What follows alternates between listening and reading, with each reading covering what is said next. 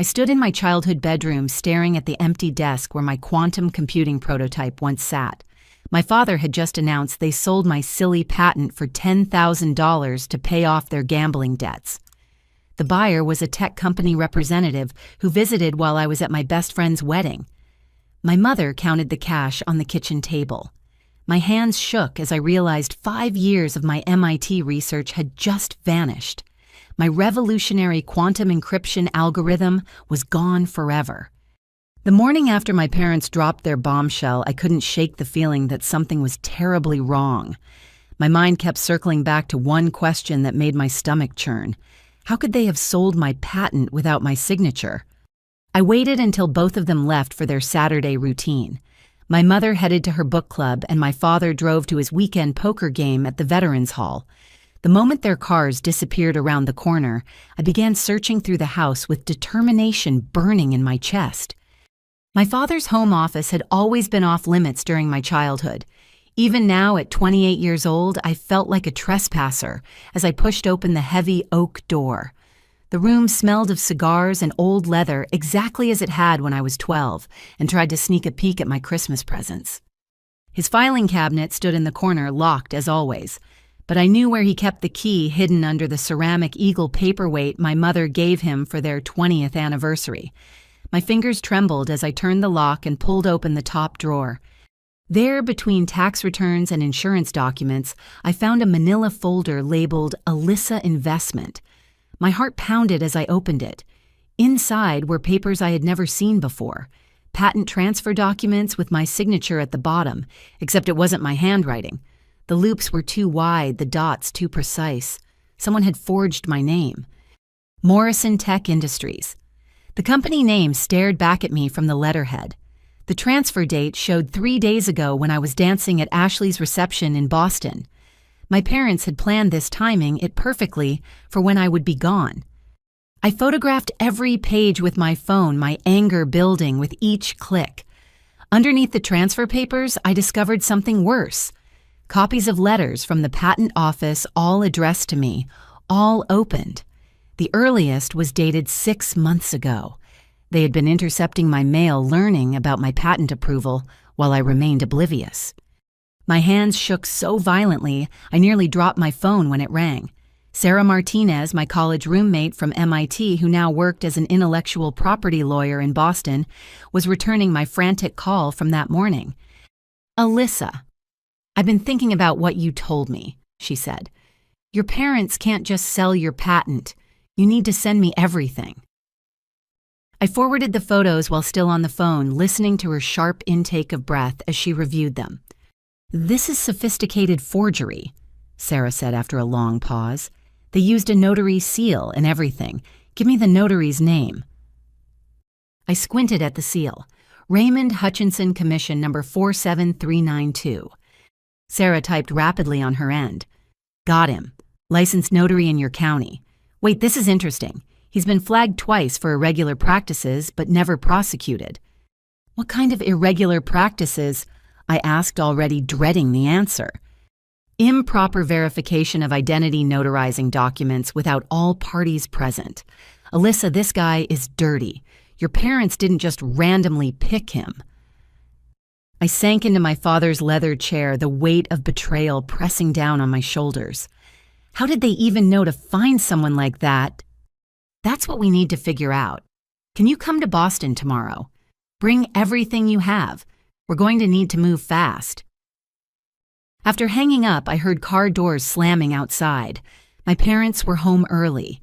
I quickly returned everything to its place and slipped out of the office, my mind racing with implications. At dinner, they acted completely normal.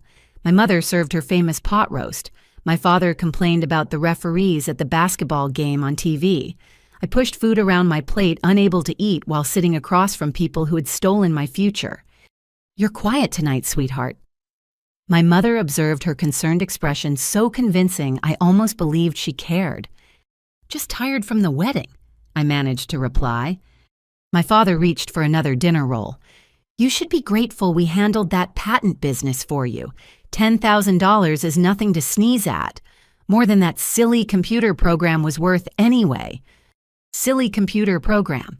5 years of 18-hour days, countless failed experiments, breakthrough moments at 3 in the morning when I finally cracked the encryption sequence that could protect everything from bank accounts to medical records to national security databases, all reduced to a silly computer program in his mind.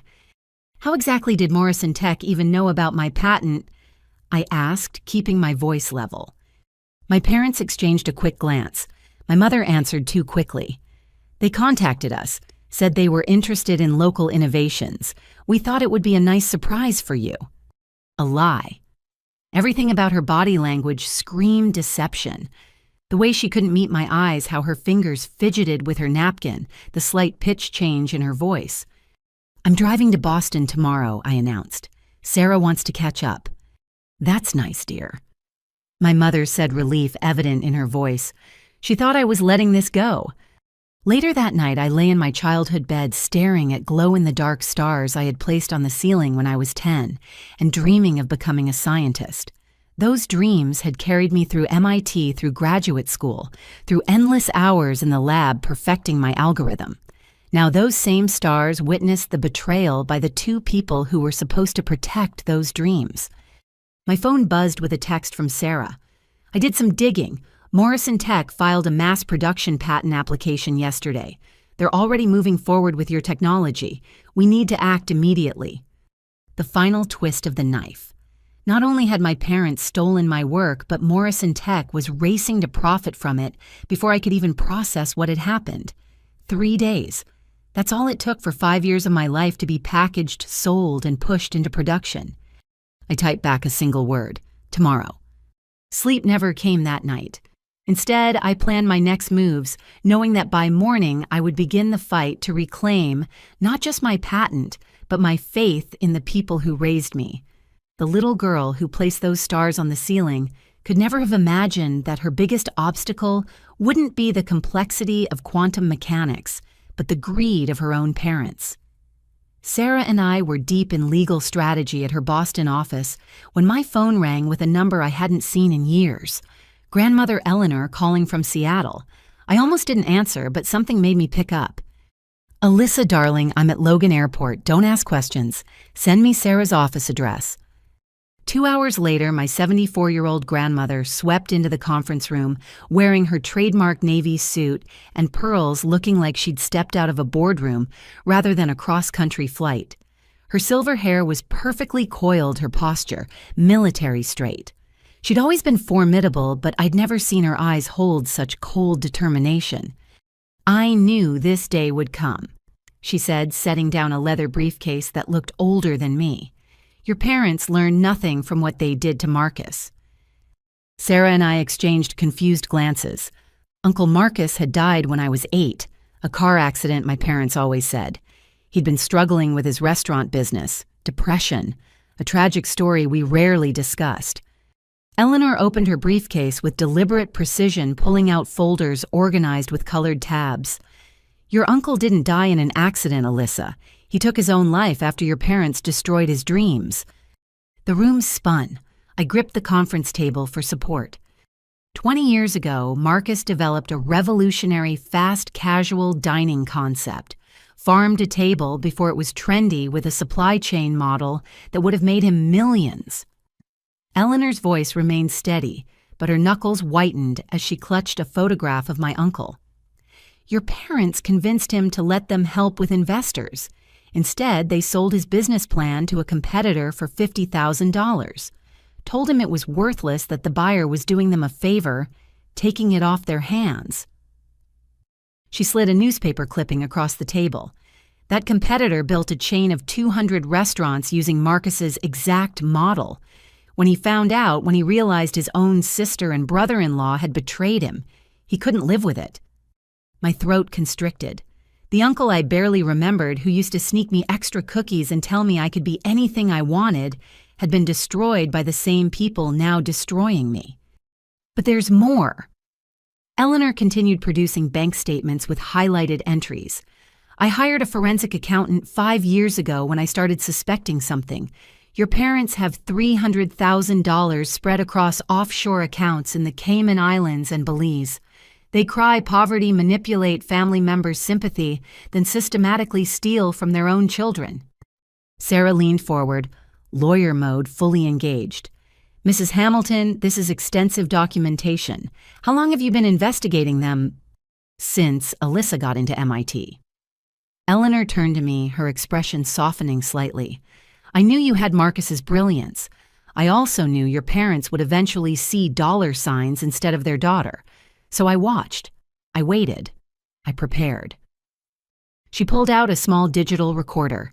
6 months of conversations about selling your patent. They started planning the moment they learned about your breakthrough from the intercepted mail.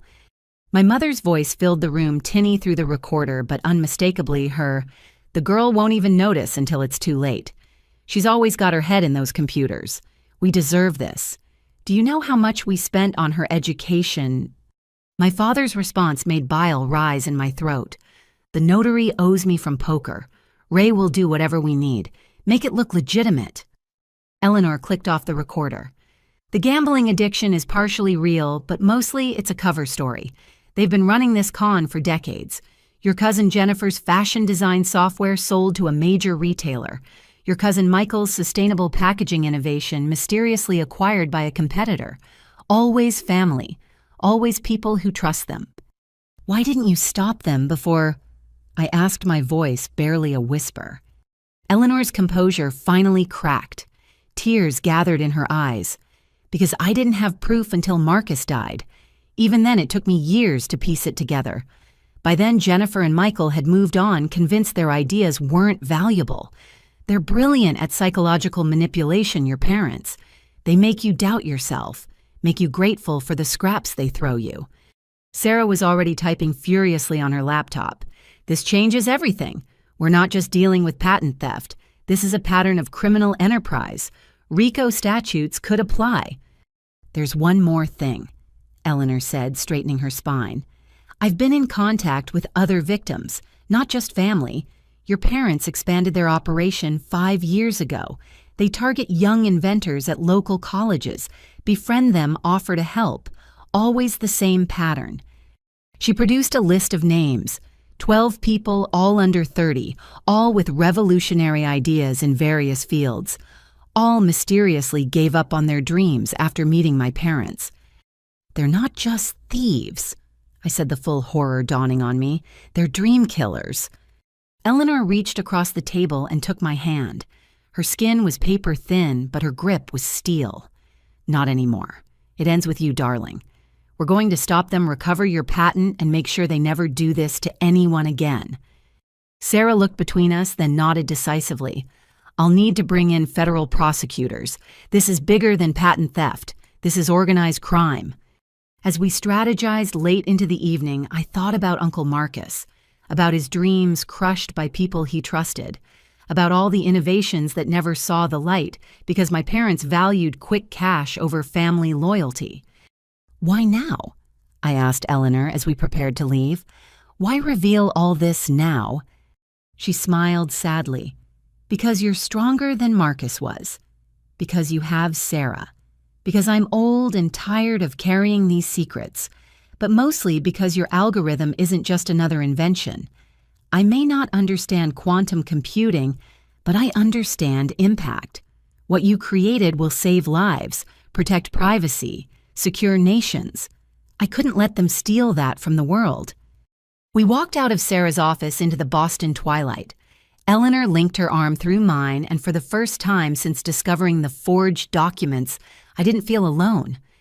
Your parents will fight dirty, she warned as we waited for our cars. When cornered, they'll say anything, do anything. Are you prepared for that?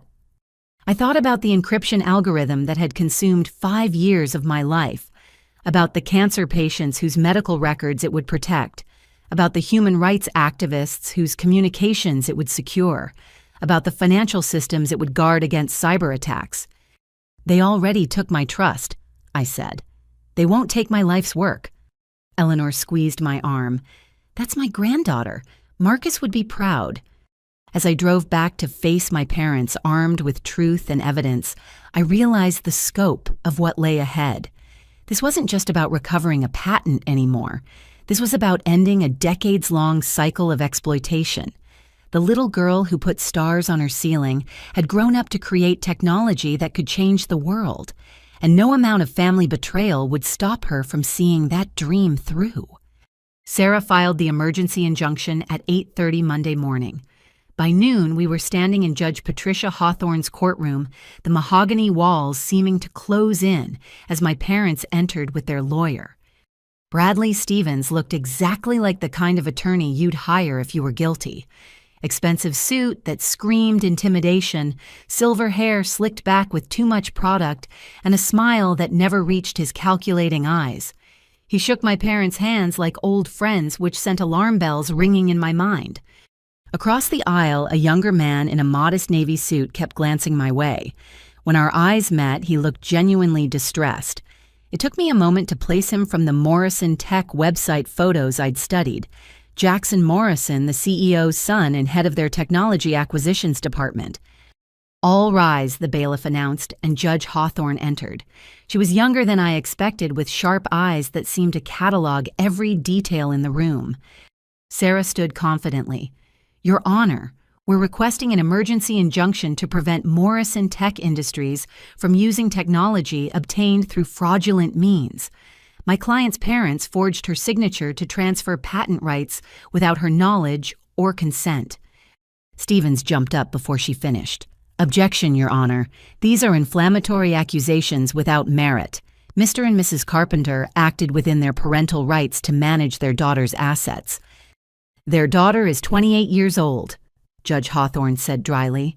"Please explain what parental rights you're referring to, Counselor." Stevens didn't miss a beat. The patent was developed while Miss Carpenter lived under their roof, using electricity they paid for eating food they provided. They have a legitimate claim to compensation for their investment in her education and upbringing. I felt Sarah tense beside me. This was a bizarre legal theory, but Stevens delivered it with such conviction that it almost sounded reasonable. Furthermore, Stevens continued, "The money has already been spent on medical debts. Asking my clients to return funds they no longer possess would cause undue hardship." Medical debts. I stared at my parents. My mother wouldn't meet my eyes, but my father sat straighter, playing the role of struggling parent perfectly. Sarah presented our evidence methodically: the forged signatures, the intercepted mail, Eleanor's recordings. Judge Hawthorne listened intently, occasionally asking for clarification. Then Jackson Morrison requested to address the court. Stevens objected, but the judge overruled him. "Your Honor, I purchased this patent in good faith for Morrison Tech," Jackson said, his voice carrying surprising weight for someone who looked about my age. "We've since discovered irregularities in the transaction. Our legal department should have caught the forgery, and I take full responsibility for that oversight." He turned to look directly at me. "However, in the past 72 hours, our tech team has analyzed the algorithm. It's not just valuable, it's revolutionary. Conservative estimates suggest it could prevent billions in cybercrime annually." The courtroom fell silent. Even Stevens seemed momentarily stunned. Jackson continued, "Morrison Tech wants to do the right thing. We support the injunction and are willing to cooperate fully in returning the patent to its rightful owner." Judge Hawthorne nodded approvingly. "Refreshing honesty, Mr. Morrison. The court grants the temporary injunction. Morrison Tech will cease all use of the disputed technology immediately. We'll reconvene in 2 weeks for a full hearing." As people filed out, Jackson approached me. Sarah stepped protectively closer, but I was curious about this unexpected ally. "Miss Carpenter, I apologize for my company's role in this," he said. "Could we speak privately? I have information that might help your case." Sarah started to object, but I nodded. We found a quiet corner in the courthouse cafe. "Your algorithm doesn't just work," Jackson said, pulling out a tablet. "It's years ahead of anything else on the market. Our entire cybersecurity team has been working around the clock trying to understand how you achieved quantum-resistant encryption at this efficiency level." He showed me implementation models Morrison Tech had created. Despite my anger at the situation, I felt a spark of professional interest. They'd grasped concepts that had taken me years to develop. Here's what concerns me. Jackson leaned forward. Your parents' lawyer, Stevens, contacted us, not the other way around. He specifically sought out Morrison Tech, knew exactly what we needed, and promised to deliver your algorithm. How did he know about my work? I asked. That's what worries me. Someone with deep knowledge of both your research and our development needs orchestrated this. Your parents might be pawns in something bigger. Before I could respond, my phone buzzed. Sarah texted urgently, "Get back here now. Stevens is filing countercharges." We rushed back to find chaos. Stevens stood before news cameras on the courthouse steps, my parents flanking him like victims. "My clients are being persecuted for trying to help their daughter," he declared. They discovered she was planning to sell her patent to foreign interests. As patriots, they intervened to ensure this critical technology stayed in American hands. Complete fabrication, but delivered with theatrical conviction. My mother even managed tears on cue. Sarah pulled me away before I could confront them. "Don't engage. This is a media play to taint the jury pool." Back in her office, the situation deteriorated further. Stevens had filed defamation charges against me and elder abuse charges for causing emotional distress to my parents. He'd also submitted a brief arguing that since I developed the algorithm while claimed as a dependent on their taxes, 3 years ago they had ownership rights. "This is insane," I said. "I was in graduate school. The only reason I was on their taxes was to help them get a bigger refund." "Stevens is throwing everything at the wall," Sarah explained. "He wants to bury us in legal proceedings, drain your resources, force a settlement." Eleanor arrived with reinforcements, my MIT thesis advisor, Dr. Catherine Chen, and 2 colleagues who could testify about my independent work. "Alyssa developed this algorithm entirely on her own," Dr. Chen stated firmly. "I watched her work 18-hour days in our lab. Her parents never even visited campus." As we prepared for the full hearing, Jackson stayed in touch, sharing what Morrison Tech discovered about Stevens. Each revelation painted a darker picture. He wasn't just a lawyer, he was a serial patent predator who specialized in exploiting family relationships to steal intellectual property. We found 3 other cases. Jackson reported during a late-night strategy call. Young inventors' family disputes patents somehow ending up with tech companies. Stevens represented the family members each time. "What happened to the inventors?" I asked, dreading the answer. "One gave up tech, entirely teaches high school now. Another had a breakdown, spent time in psychiatric care. The third," Jackson paused, "the third died in a hiking accident 2 months after losing her patent. Suspicious circumstances never fully investigated." I stared at the phone, processing this information. My parents hadn't just betrayed me. They'd allied themselves with someone potentially dangerous. "Alyssa, you need protection," Jackson said quietly. "Morrison Tech has an excellent security firm on retainer. Let me arrange something." Pride wanted me to refuse, but pragmatism won. "Okay, thank you." As I lay in my hotel bed that night, I thought about the virus I'd named my algorithm after. Phoenix, rising from ashes. I'd chosen it because the encryption could regenerate itself if partially compromised. Now I wondered if I'd somehow known I'd need that same resilience. The legal battle was just beginning. Stevens would fight dirty. My parents would continue their performance, and somewhere in the shadows, larger forces were moving. But I had allies now. Sarah's legal brilliance, Eleanor's strategic mind, Dr. Chen's credibility, and unexpectedly Jackson Morrison's resources and growing personal investment in seeing justice done. The theft of my algorithm had started as a family betrayal. It was evolving into something larger, more dangerous, and more important than just recovering my patent. We weren't just fighting for my life's work anymore. We were fighting against a system that preyed on trust, exploited family bonds, and destroyed innovators' dreams. And I intended to win.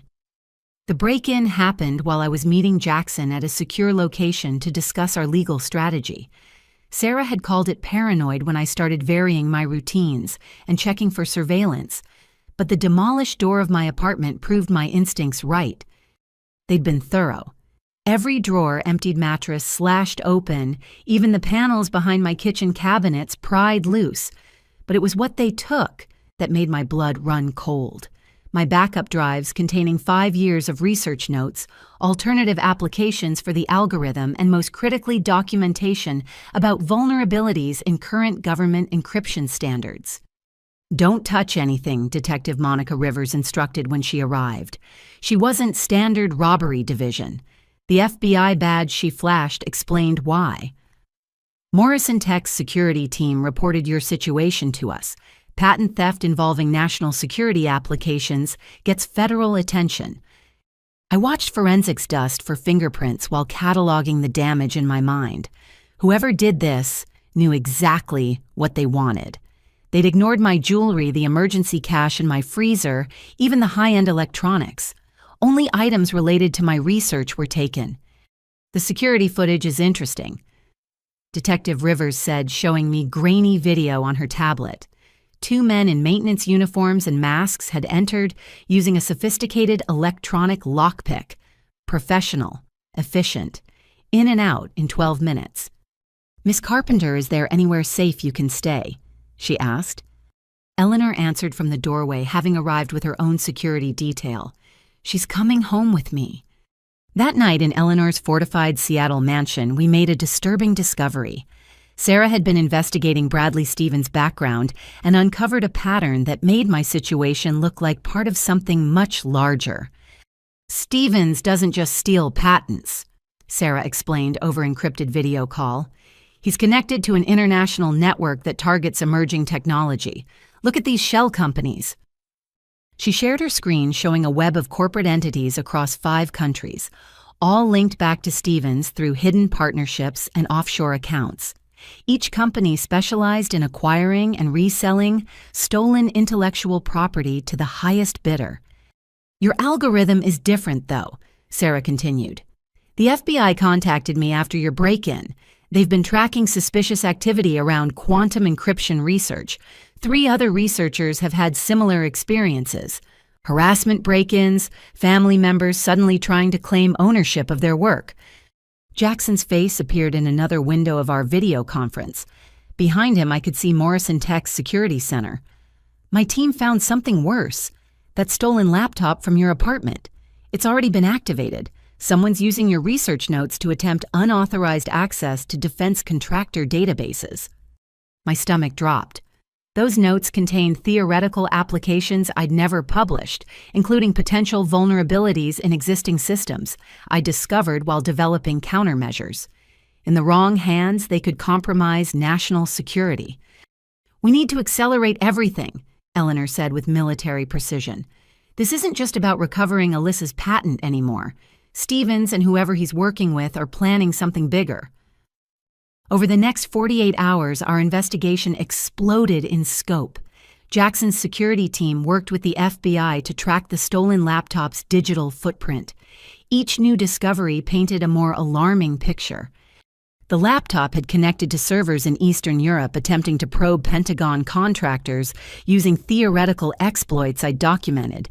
Whoever was using it understood enough about my work to weaponize my defensive research into offensive capabilities. "They're not just stealing your algorithm," Agent Diana Foster explained when she took over the case. "They're trying to use your research to break into systems before your encryption can be implemented to stop them." My parents, meanwhile, had lawyered up completely. Stevens moved them to a safe house, claiming I posed a threat to their safety. The media painted me alternately as an ungrateful daughter or a naive genius who didn't understand the implications of her own work. Then Jackson found the smoking gun. Hidden in Morrison Tech's communication logs from the initial patent purchase was an email Stevens had sent to an unnamed recipient.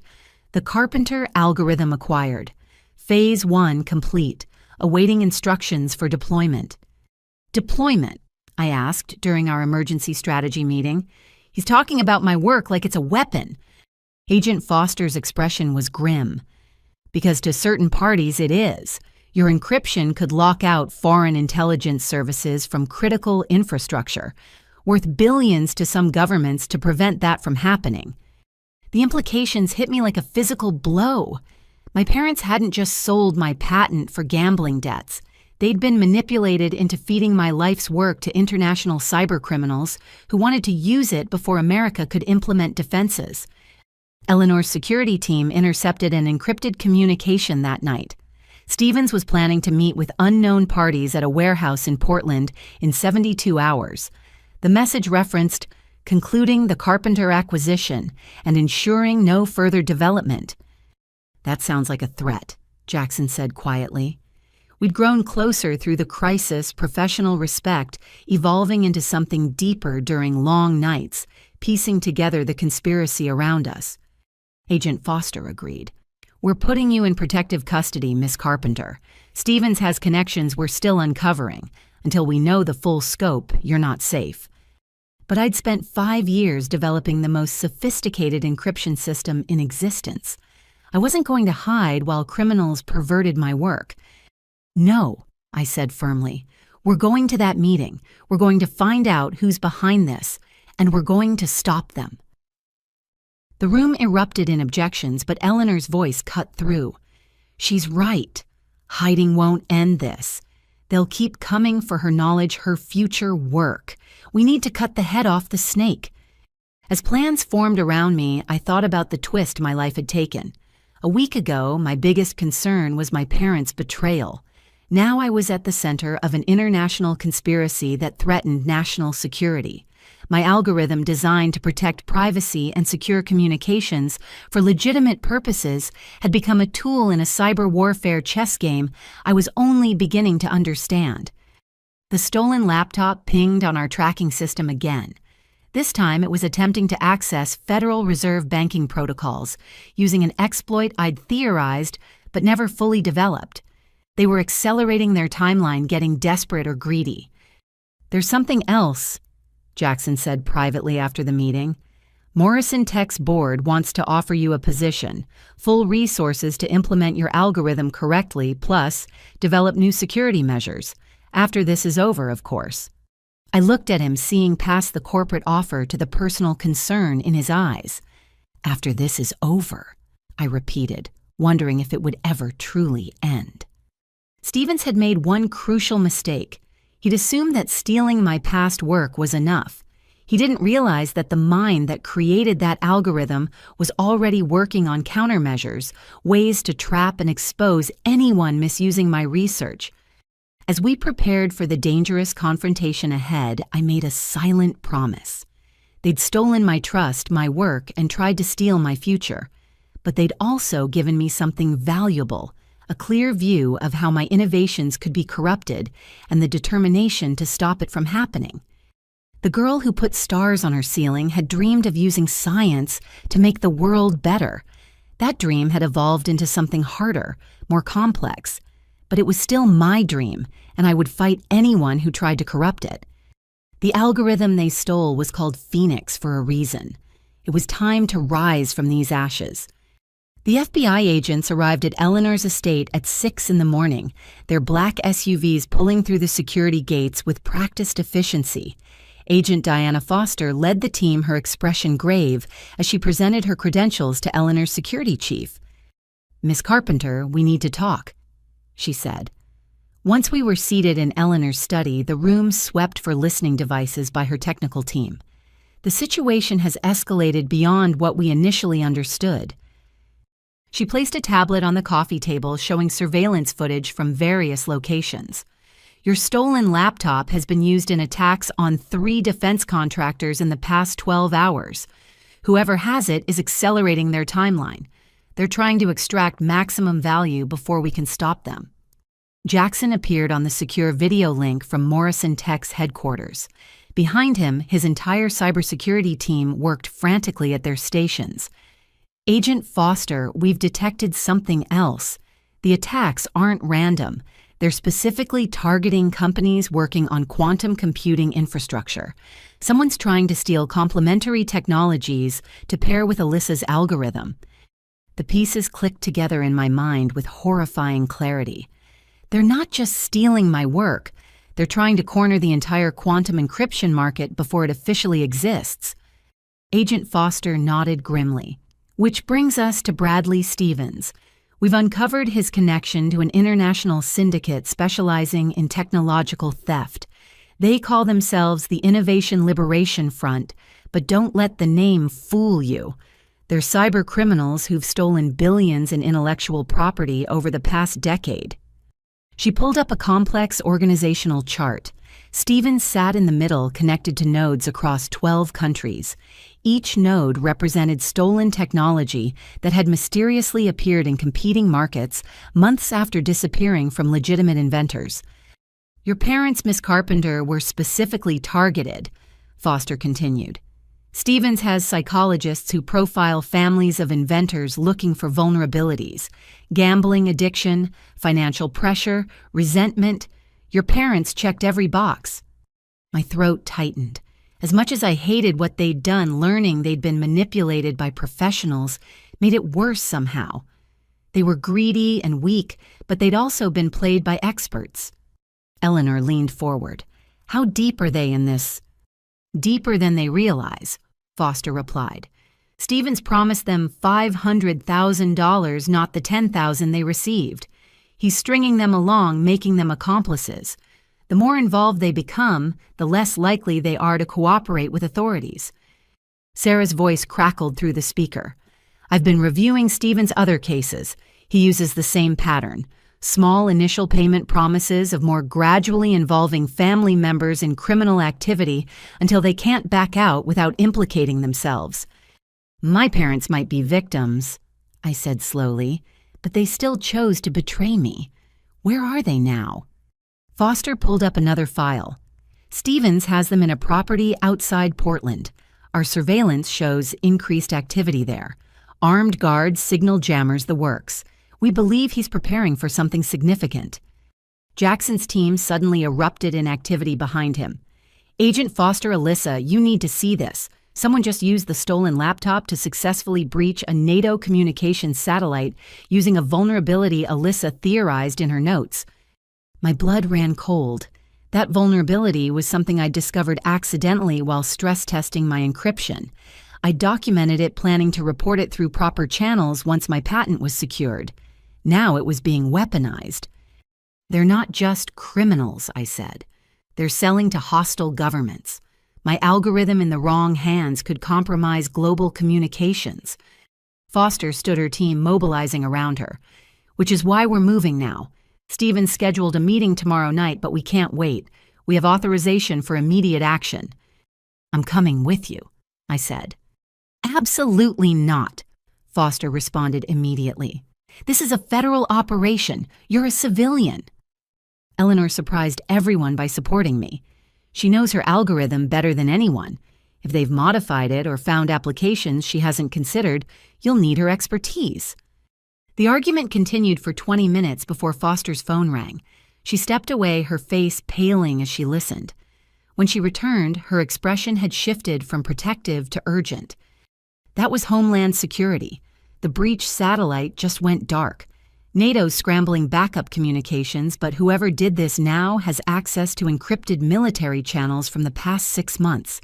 We need your help, Miss Carpenter. The next hours blurred together in preparation. I worked with Foster's tech team, teaching them markers to identify my algorithm's use and potential countermeasures I'd developed but never implemented. Jackson coordinated with Morrison Tech's resources, turning their corporate security into an auxiliary support unit. Then my phone rang, my mother's number. Don't answer, Foster warned, but I'd already accepted the call. Alyssa, sweetheart. My mother's voice trembled. I'm so sorry. We didn't know. Stevens, he's not what he seemed. He has men with guns. Your father tried to leave and they wouldn't let him. Please, we need help. Stevens' voice replaced hers, smooth and threatening. Touching family reunion. Hello, Miss Carpenter. I believe you've been looking for me. Let them go, I said. This is between us. Oh, but there's such useful leverage. Your algorithm is impressive, but I know you've developed improvements, next-generation applications. I want everything or your parents learn what happens when they outlive their usefulness. Foster's team traced the call, pinpointing the location to an industrial complex 40 miles away. different from the Portland location we'd been monitoring. Stevens had multiple sites. "You have 6 hours," Stevens continued.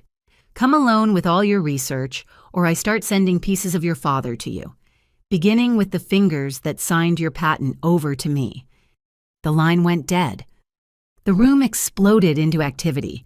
Foster called in additional teams while Eleanor's security coordinated with local law enforcement. Jackson caught my eye through the video feed, his concern evident even through pixels. "He's desperate," Foster analyzed. "The satellite breach will bring international heat. He needs to finish this and disappear." "He wants me to come alone," I said. "Obviously a trap, but we can use that." "We're not sending you in there," Foster said firmly. Eleanor spoke up. "No, but we can make him think we are. Alyssa's right. This is our chance to end it." As plans formed around me, I thought about the cascade of events my algorithm had triggered. Innovation meant to protect had become a tool for chaos. Trust in family had become a weapon against me. But every system could be hacked, including Stevens' criminal network. "I've been thinking," I said as Foster's team prepared their operation. "Stevens knows about my defensive work, but he doesn't know about Phoenix 2. Everyone stopped. Jackson leaned toward his camera. Phoenix 2. I smiled grimly.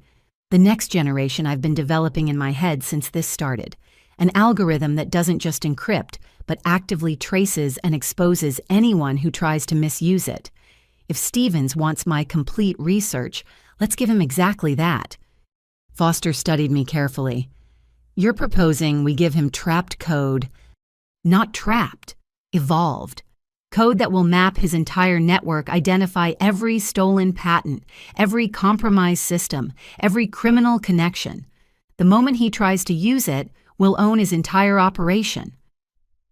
Eleanor laughed a sound both proud and slightly vicious. Marcus would have loved this, using their greed against them. The plan that emerged was dangerous but elegant. I would appear to comply with Stevens' demands while Foster's teams moved into position. The code I'd provide would seem legitimate, even valuable, but would serve as the ultimate Trojan horse. "Your parents," Jackson said quietly. "Are you prepared for what might happen?" I thought about the childhood bedroom with stars on the ceiling, about trust betrayed and dreams sold, about choices that led us all to this moment. "They made their choice," I said. "Now I make mine. Phoenix rises." As we prepared for the confrontation that would determine not just my future, but potentially national security, I realized the true power of innovation. It wasn't just in creating something new. It was in knowing how to protect it, how to evolve it, and when necessary, how to turn it into a weapon against those who would corrupt it. Stevens thought he was hunting an inventor. He was about to learn he'd cornered a warrior. The FBI command center materialized in a nondescript office building 12 miles from Stevens' compound. Monitors lined the walls showing satellite feeds, thermal imaging, and communication intercepts. I stood between Agent Foster and Jackson wearing a wire and bulletproof vest that felt heavier than my responsibilities. "Phoenix 2 is loaded on this drive," I said, holding up a device that looked standard but contained weeks of frantic mental coding made real in the past 18 hours. "The moment Stevens uploads it, we'll have access to everything." Foster's team had identified 17 guards at the compound, far more than expected for a simple patent theft operation. Whatever Stevens was really running went beyond intellectual property crime. "Remember," Foster instructed, "you're scared, desperate, compliant. Let him think he's won. We need him confident enough to access the code immediately." Eleanor squeezed my shoulder. She'd wanted to come but accepted that her presence would complicate things. "Your uncle would be proud," she whispered. "You're not just taking back what's yours. You're ending what killed him." Sarah had prepared legal documents making me appear to transfer all rights to my future work to Stevens in exchange for my parents' safety. Every detail crafted to seem legitimate while being completely unenforceable. Stevens' arrogance would be his downfall. "Morrison Tech drones are in position," Jackson reported from his mobile command unit. His company had provided surveillance technology that even the FBI appreciated. We can track every movement in real time. The drive to the compound took 37 minutes. Each mile increased the tension in my chest. The wire itched against my skin as Foster's voice guided me through an earpiece. "Thermal shows your parents in the northeast building," she reported. "Alive, minimal movement. Stevens is in the main structure with 6 associates." The compound gates opened automatically as I approached. No turning back now. Stevens wanted me confident enough to come alone, scared enough to comply. I could play that part. He waited in what used to be a manufacturing facility, now converted into a high-tech operations center. Servers hummed along one wall while monitors displayed financial markets, patent databases, and communication channels I recognized as dark web interfaces. "Miss Carpenter." Stevens smiled like a snake. "So prompt. Your parents raised you well." Behind him, 2 men stood guard while others worked at computer stations. The setup screamed professional criminal enterprise, not simple patent theft. "Where are they?" I demanded, letting real emotion color my voice. Stevens gestured to a monitor showing my parents in a bare room. My father slumped in a chair while my mother paced. They looked haggard but unharmed. "Safe for now. Did you bring what I requested?" I pulled out the drive, holding it like a lifeline. Everything. Phoenix 2. The theoretical applications, even the quantum backdoors I discovered in existing systems. Just let them go. His eyes gleamed with greed. "Quantum backdoors. You've been busier than I thought." "Someone was going to find them eventually," I said, playing into his ego. "Better to document them for defensive purposes." Or offensive ones. Stevens took the drive, weighing it like gold. "Do you know what your work is really worth? Not the billions Morrison Tech imagines, but the trillions in controlled access. Every government, every corporation, every individual needing true security will pay whatever we ask." The "we" confirmed Foster's suspicions. Stevens wasn't the top of this food chain. "My clients have been waiting for something like Phoenix." He continued, moving toward the main terminal. "Unbreakable encryption we can sell to some backdoor access, we can sell to others. The perfect product for the modern age." "That's not what it's designed for," I protested, calibrating my performance between defeated and defiant. Stevens laughed. "Sweet, naive genius. Innovation doesn't care about your intentions. It serves whoever controls it." He inserted the drive. I held my breath as systems began analyzing the code. Phoenix 2 unfolded like a digital flower, beautiful and deadly. To Stevens' technicians, it would appear as next-generation encryption protocols. In reality, it was mapping every connection, every file, every secret in their network. Magnificent. One technician breathed data cascading across his screen. The quantum entanglement protocols alone are years ahead of anything published. Foster's voice whispered through my earpiece. "It's working. We're receiving data. Keep him talking." "Now that you have what you want," I said, "I need to see my parents. Actually see them, not just through a camera." Stevens waved dismissively. "Patience. First you'll verify this code. Explain these quantum backdoor exploits. My clients will want demonstrations." I moved to the terminal, seeing Phoenix 2 spreading through their systems like digital wildfire. Every illegal transaction, every stolen patent, every government contact cascaded into FBI servers miles away. Stevens had built an empire of theft, and my algorithm was documenting every brick. This section here, I pointed to complex code, exploits the mathematical uncertainty in quantum key distribution. Most systems compensate incorrectly, leaving a gap. "Show me," Stevens demanded. I typed commands ostensibly demonstrating the backdoor while actually accelerating Phoenix 2's infiltration.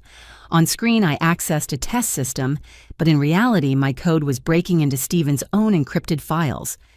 "Brilliant," Stevens murmured. Then his phone rang. His expression shifted from smug to concerned as he listened. "What do you mean, the satellite's back online?" Foster had timed it perfectly. The NATO satellite Stevens' team had compromised, suddenly restored itself, a consequence of Phoenix 2, identifying and patching the vulnerability remotely. Stevens didn't know it yet, but his entire operation was being dismantled in real time. "We have a problem," another technician announced. "Someone's accessing our servers. Internal breach." Stevens spun to me, but I maintained my confused expression. "I don't understand. The code's working perfectly. Look, it's encrypting your data as designed." It was encrypting their data, all right. Encrypting and copying everything to FBI servers before anyone could delete the evidence. Years of crimes documented in seconds. "Get her parents," Stevens barked. "Now!" The compound erupted in chaos. Guards ran toward the northeast building while technicians frantically tried to stop what they thought was an external attack. Stevens pulled a gun, pointing it at me with shaking hands. "What did you do?" he snarled. Before I could answer, the lights went out. Foster's team had arrived. "FBI, nobody move." Voices echoed through the darkness as tactical teams breached from multiple entry points. Stevens grabbed me, using me as a human shield. His gun pressed cold against my temple as emergency lighting flickered on. "I'm walking out of here," he announced. "Anyone follows, she dies." But Phoenix 2 had one more surprise. Every electronic lock in the facility suddenly engaged, trapping Stevens' men in various rooms. My algorithm had evolved beyond encryption into full system control. "You forgot something," I told Stevens as FBI agents surrounded us. "I didn't just design Phoenix to protect data, I designed it to protect people, including me." His gun clicked empty. Phoenix 2 had identified the smart weapon's electronic signature and remotely engaged its safety mechanisms. Stevens pulled the trigger repeatedly, confusion replacing rage. Foster's team moved efficiently, disarming and arresting everyone. Stevens fell to his knees as he realized the scope of his defeat. Every crime, every victim, every stolen dream was now evidence. "Your parents are secure," Foster informed me as I watched Stevens being handcuffed. "Scared but unharmed. They're asking for you." I looked toward the northeast building, then back at the servers still displaying Phoenix 2's elegant demolition of a criminal empire. "In a minute. I need to see this through." Jackson's voice came through the communications. "Alyssa, what you did. Phoenix 2 just identified and recovered over 300 stolen patents across 17 countries. You didn't just save your work, you saved everyone's." The monitors showed file after file of stolen innovations being tagged and traced back to their creators. Medical devices that could save lives, clean energy solutions, educational software, all stolen, all suppressed, all now returning to their rightful owners. "Stevens wasn't just a thief," I said, watching the data stream.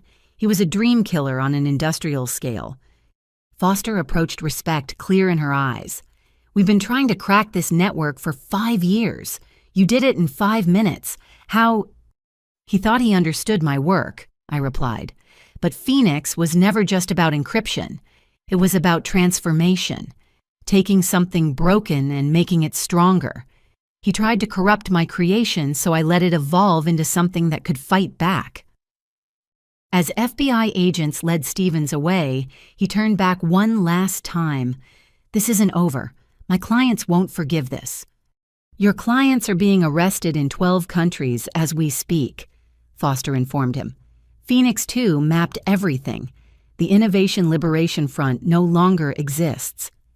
I finally walked toward the building holding my parents. Each step felt like crossing years of pain and betrayal. But Phoenix had risen from those ashes, and maybe, just maybe, something in my family could too. The stars I'd placed on my ceiling as a child had witnessed a dream. Today, that dream had saved not just itself, but hundreds of others. The hunt for evidence had become something greater, a reckoning for those who profited from crushing innovation. Phoenix 2 continued its work in the background, an algorithm that had evolved from protection to justice. My creation had grown beyond my original vision, just as I'd grown beyond the girl who trusted too easily. Sometimes the best revenge isn't just taking back what's yours. It's making sure no one else suffers the same theft. The FBI had cleared most of the compound when I finally entered the building where my parents were being held. Agent Foster walked beside me, her hand resting on her sidearm despite the apparent control of the situation. Something felt wrong, a tension in the air that made my skin prickle. My parents sat in metal chairs, my mother clutching my father's hand.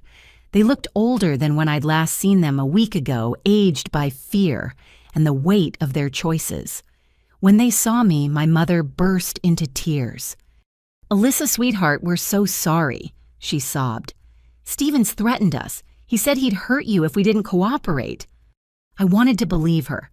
Despite everything, part of me desperately wanted to believe this nightmare had forced them into betrayal rather than greed.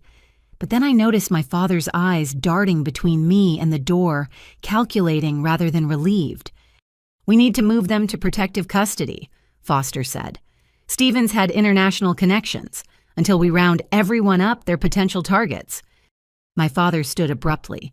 "Actually, Agent Foster, we need to discuss immunity. We have information about Stevens' operation, valuable intelligence, but we need guarantees first." The temperature in the room seemed to drop. My mother's tears dried suspiciously quickly as she nodded agreement. "Dad," I said slowly, "what are you doing?" He wouldn't meet my eyes. "Being smart for once. Stevens promised us $1 million, Alyssa. We're not walking away empty-handed after what we've been through." "What you've been through?" The words came out strangled. "You stole my life's work." Foster's radio crackled. "We've got movement in Sector 7. Someone's in the vehicle bay." She stepped away to coordinate, leaving 2 agents with us. My father used the distraction to pull out a phone I didn't recognize. "Insurance policy," he said, typing rapidly. "Stevens taught us to always have leverage." "Sir, put the phone down," one of the agents ordered. My father smiled, an expression I'd never seen on his face before. Cold, calculating. Nothing like the man who'd taught me to ride a bike. "Too late," he said as he hit send. "Stevens' backup team now knows exactly where we are and what happened. They'll be here in 10 minutes. Either we all leave together with our immunity deal or things get messy." The agents raised their weapons, but my mother moved behind me, using me as a shield, just as Stevens had. "We learned a lot this week," she said, her voice stripped of its usual warmth, "including how valuable Alyssa really is." Foster burst back in fury, etched on her face. "You idiots! You just broadcasted our location to every criminal in Stevens' network." "Then you'd better move fast on that immunity deal," my father replied. The compound's alarm suddenly blared. On Foster's radio, voices reported vehicles approaching from multiple directions. Stevens' arrest had triggered contingency plans, and my parents had just activated them. "Evacuation protocol now," Foster commanded. "Get them to the transport." As agents hustled us toward armored vehicles, my father grabbed my arm. "You think we're monsters, but we're just practical. That algorithm of yours is worth billions. We deserve our share for raising you." I jerked away disgust, overwhelming heartbreak. Eleanor was right. You've always been thieves. Uncle Marcus was just the beginning. His face darkened. Marcus was weak. Couldn't handle the real world. We tried to help him, set him up with investors, and he folded at the first sign of pressure. You stole his idea and drove him to suicide. He made that choice, my father snarled, just like you chose to hoard your success instead of sharing with family. Gunfire erupted at the compound's perimeter. Foster shoved us into an armored SUV as her team engaged Stevens' reinforcements. My parents climbed in beside me, their presence suffocating. Phoenix 2 is still transmitting. Foster reported, checking her tablet as we sped away. Whatever happens, we're getting everything from Stevens' network. Speaking of which, my mother said, producing another phone, we recorded every conversation with Stevens, every criminal contact, every stolen patent, every buyer, all yours for the right price. I stared at them, these strangers wearing my parents' faces. You were never victims. You were partners. My father shrugged. Stevens found willing collaborators. We've been skimming from family members for years. Small amounts, nothing they'd miss. Your patent was supposed to be our retirement score. But you got caught, Foster said grimly, and now you're trying to auction evidence to the highest bidder. Government pays well for intelligence, my mother said. Or maybe Alyssa's new friend at Morrison Tech would prefer to keep his company's name out of certain conversations. Jackson. They were threatening to implicate Jackson and Morrison Tech if they didn't get what they wanted. The SUV suddenly lurched tires blown out by spike strips. We skidded to a stop as vehicles surrounded us. Not FBI. Stephen's backup team had moved faster than expected. Everyone stay calm, Foster said, but I could hear the concern in her voice. We were outnumbered 3-1. A man approached older than Stevens, but with the same predatory bearing. Agent Foster, I'm Richardson Stevens' senior partner. I believe you have something that belongs to us. Multiple somethings, my father called out, earning sharp looks from everyone. We're open to negotiations. Richardson smiled coldly. Mr. Carpenter, Stevens spoke highly of your initiative. Perhaps we can come to an arrangement. Dad, no, I pleaded, but he was already opening the door. Sorry, sweetheart, he said without looking back. But your mother and I have worked too hard to walk away with nothing. You'll be fine. You always are. My mother followed him, pausing only to say, We do love you, Alyssa, but love doesn't pay bills. They walked to Richardson's vehicle, leaving me stunned in the SUV with Foster and her agents. My parents had just defected to the criminals who'd orchestrated everything. Let them go, Foster said when an agent moved to stop them. We have bigger problems. Richardson's men had weapons trained on us, but they seemed more interested in negotiation than violence. Through the bulletproof glass, I watched my parents hand over their phones, their recorded evidence, their leverage, selling out everyone, including me, for whatever Richardson offered. Phoenix 2, I whispered to Foster. It's not just mapping Stevens' network, it's in their phones now too. Everything they're sharing is being documented. Foster's eyes widened slightly in understanding. My parents thought they were buying their way to freedom. Instead, they were creating evidence of their willing participation in criminal conspiracy. Your move, Agent Foster Richardson called out. The Carpenters have provided valuable information about your operation. They've also confirmed that Miss Carpenter has additional algorithms beyond what Stevens acquired.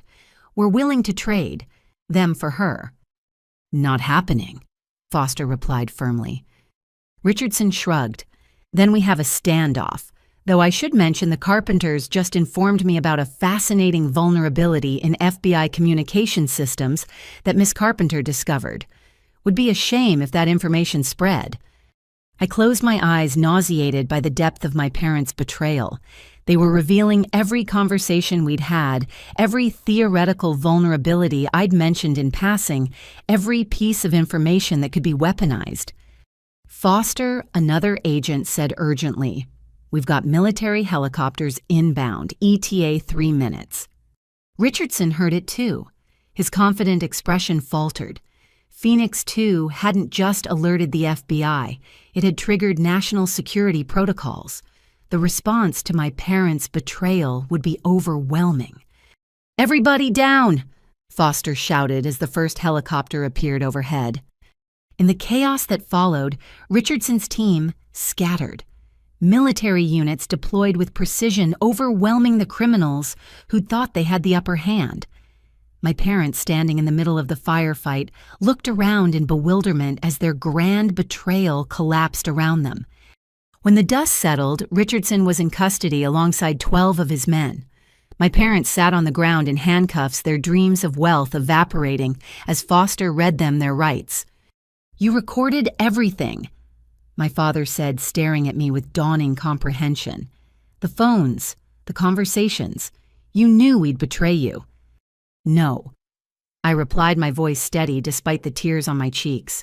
I hoped you wouldn't. But Phoenix 2 evolves to handle any threat, even the ones that hurt the most. As military personnel secured the scene, I realized the true depth of what had just happened. My parents hadn't just betrayed me once in desperation. They'd been willing to do it again and again to anyone who offered enough money. The people who'd raised me were gone if they'd ever truly existed. But their final betrayal had also exposed the last of Stephen's network. Every contact, every backup plan, every hidden asset. My parents' greed had ultimately served justice, though not in the way they'd intended. Phoenix had risen from the ashes of my stolen algorithm. Now it would rise from the ashes of my family, too, stronger, wiser, and forever changed. Foster's command center had transformed into a war room. Screens displayed countdown timers, flight manifests, and satellite imagery of airports across 3 countries. Stephen's senior partner, Richardson, now in custody, had revealed the terrifying scope of what we faced in less than 48 hours. The stolen patents and military vulnerabilities would be auctioned to the highest bidders in an underground tech summit in Dubai. We've identified buyers from 7 hostile nations. Foster briefed the assembled team. If this technology transfer happens, we're looking at a fundamental shift in global cyber warfare capabilities. I stood before a whiteboard mapping out Phoenix 2's evolution. During the chaos with my parents, my algorithm had discovered something extraordinary in Stephen's servers. They'd stolen not just my work, but fragments of compatible technologies from dozens of inventors worldwide. Alone, each was valuable. Together, they could form something devastating. They're trying to create a master key, I explained. My encryption algorithm combined with Zhang's biometric authentication, Petrov's satellite protocols, and a dozen other innovations. In the wrong hands, it could break into any system on Earth. Jackson's face filled one monitor, Morrison Tech's resources fully committed to our mission. Behind him, his entire cybersecurity team worked alongside FBI technicians. We've tracked the physical servers to an underground facility in Nevada, old military base bought through shell companies. They're planning to demonstrate the combined technology live during the auction. Can't we just cut their internet? Someone suggested. I shook my head. They'll have satellite uplinks, cellular backups, even radio wave transmission if necessary. We need physical access to stop this. Eleanor entered the room accompanied by someone I didn't expect, my thesis advisor, Dr. Catherine Chen. But it was the third person who made my jaw drop, a young woman in her early 20s, looking haggard but determined. "This is Valentina Petrov," Eleanor introduced. Richardson was holding her brother hostage to force her cooperation. Her satellite protocols are part of their master key. Valentina's English was accented but clear. They killed Dmitri yesterday when they learned of Richardson's capture. I want to help destroy them. The room fell silent. Another life lost to this network's greed. Another inventor whose dreams had become weapons against their will. "I'm sorry," I said, knowing how inadequate the words were. She nodded sharply. "Dmitri believed technology should unite humanity. Help me ensure his work isn't perverted into a tool for division." Foster pulled up architectural plans of the Nevada facility. It's a fortress, 50 feet underground, reinforced concrete electromagnetic shielding. Even if we breach it, they could trigger a full data transfer before we reach the servers. Unless, I said slowly, an idea forming, we don't try to stop them. What if we let them demonstrate their master key? Everyone stared at me like I'd lost my mind. "Hear me out," I continued. Phoenix 2 evolved beyond my original design because it faced real threats. What if we create Phoenix 3? Not just defensive encryption, but an algorithm that actively corrupts any system trying to use stolen technology. Dr. Chen leaned forward. "A poison pill, but the computational requirements would be enormous." "Morrison Tech has quantum processors," Jackson offered immediately. "Whatever you need, Alyssa." "It's not just about processing power," Valentina added, understanding where I was going. "We need to embed the poison pill in their demonstration, make them infect their own buyers." Foster considered this. "You're proposing we let them think they're succeeding while actually destroying their entire network. Every computer that receives the demonstration, every system that tries to implement the stolen tech, every backup server they're using. Phoenix 3 would spread like wildfire, documenting everything while corrupting their ability to use it. The legal implications, someone started, are irrelevant if we're facing cyber warfare. Foster cut them off. How long do you need? I looked at Valentina Dr. Chen and the screens showing Jackson's team. 36 hours, maybe less if we work together. What followed was the most intense coding session of my life. 4 locations connected virtually: FBI headquarters, Morrison Tech MIT's quantum lab, where Dr. Chen worked, and Eleanor's secure facility. Valentina and I built Phoenix 3 from the ground up, incorporating lessons from every theft, every betrayal, every evolution of the original algorithm. My parents, now in federal custody, had revealed during interrogation that Stevens kept physical backups in the Nevada facility. Data drives with every stolen patent, every piece of blackmail material, every government secret they'd acquired. If we could corrupt those during the demonstration, we'd eliminate their leverage entirely. I need caffeine, Valentina announced during hour 20.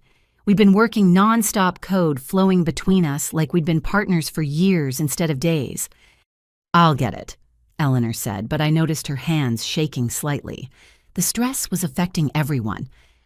Eleanor, I called out, thank you for everything, for believing in me when my own parents— They were never truly your parents, she interrupted gently.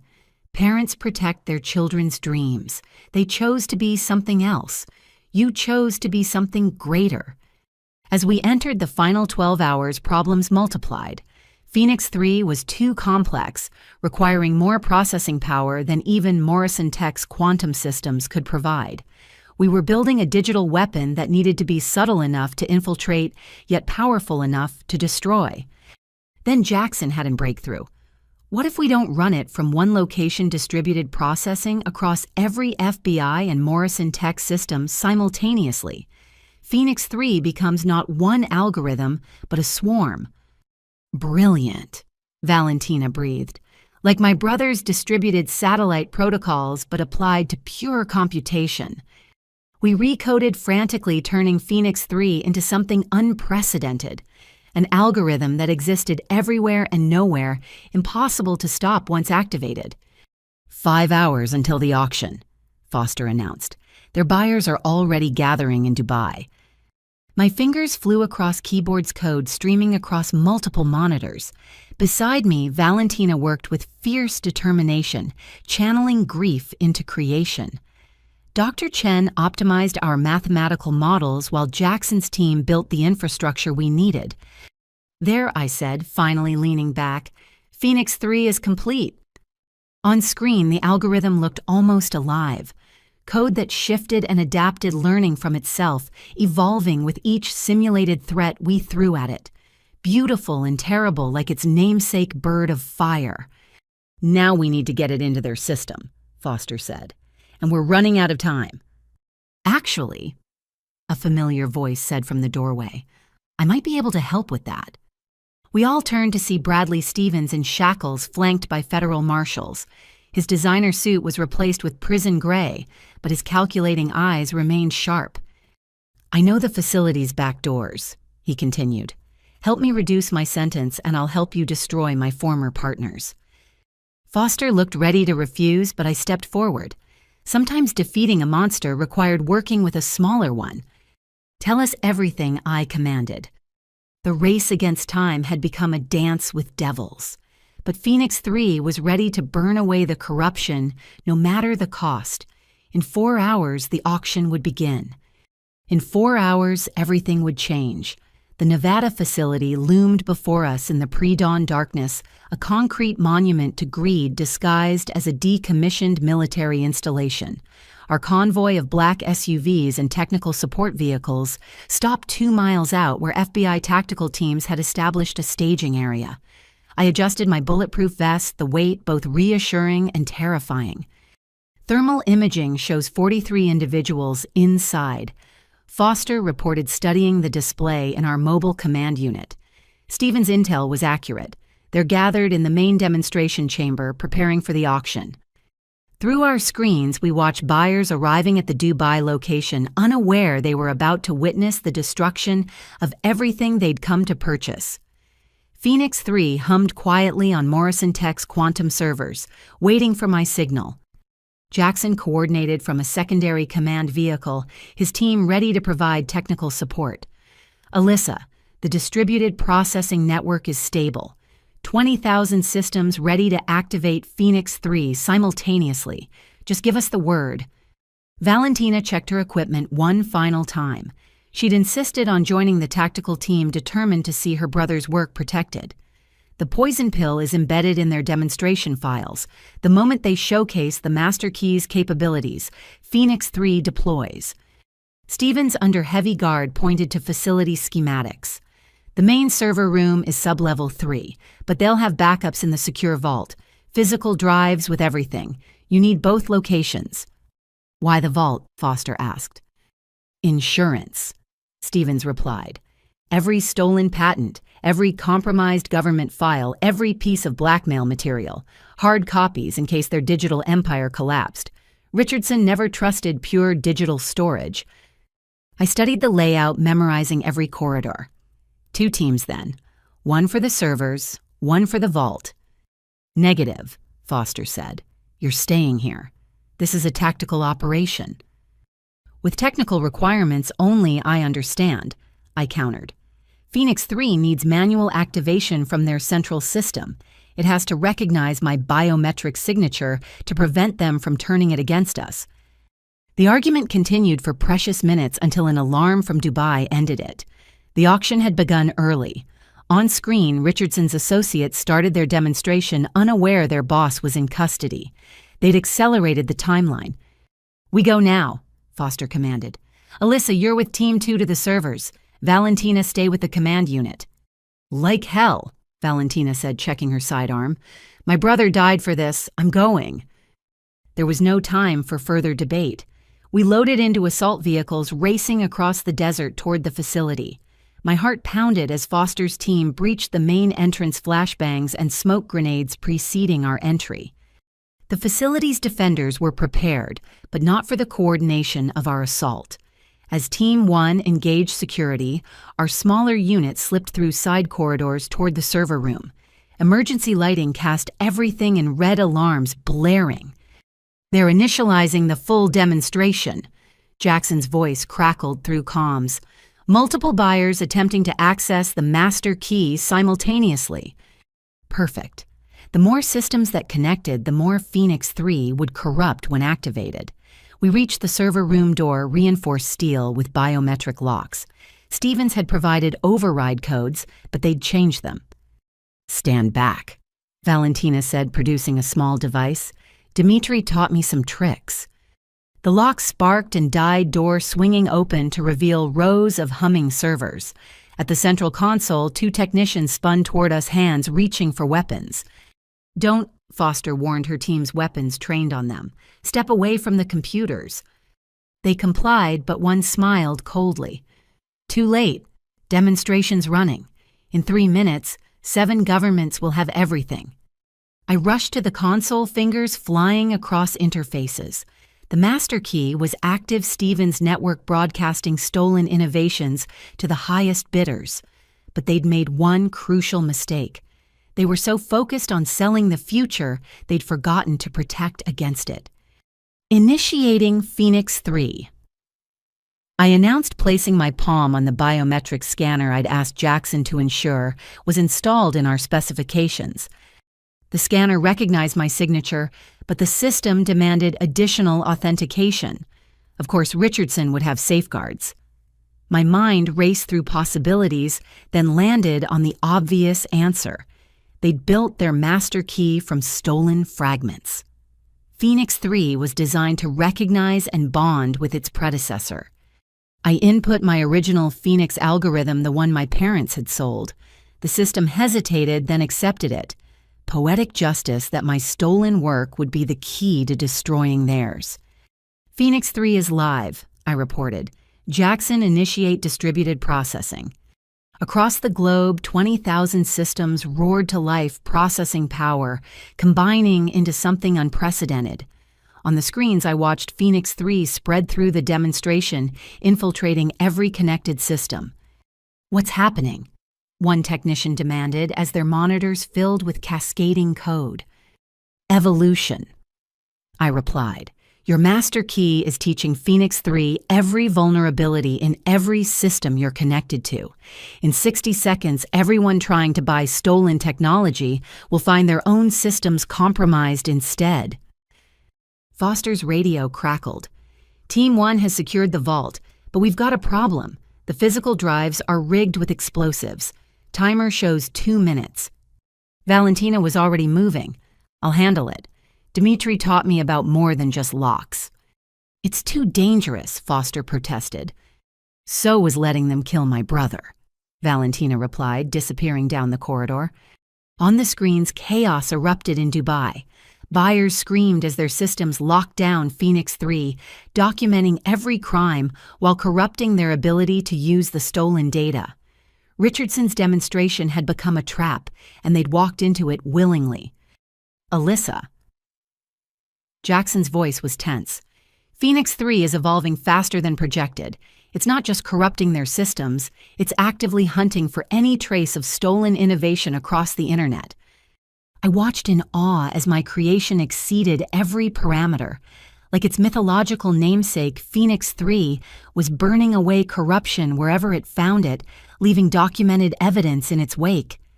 "Vault team report," Foster demanded. "Valentina disarmed the explosives," came the relieved response.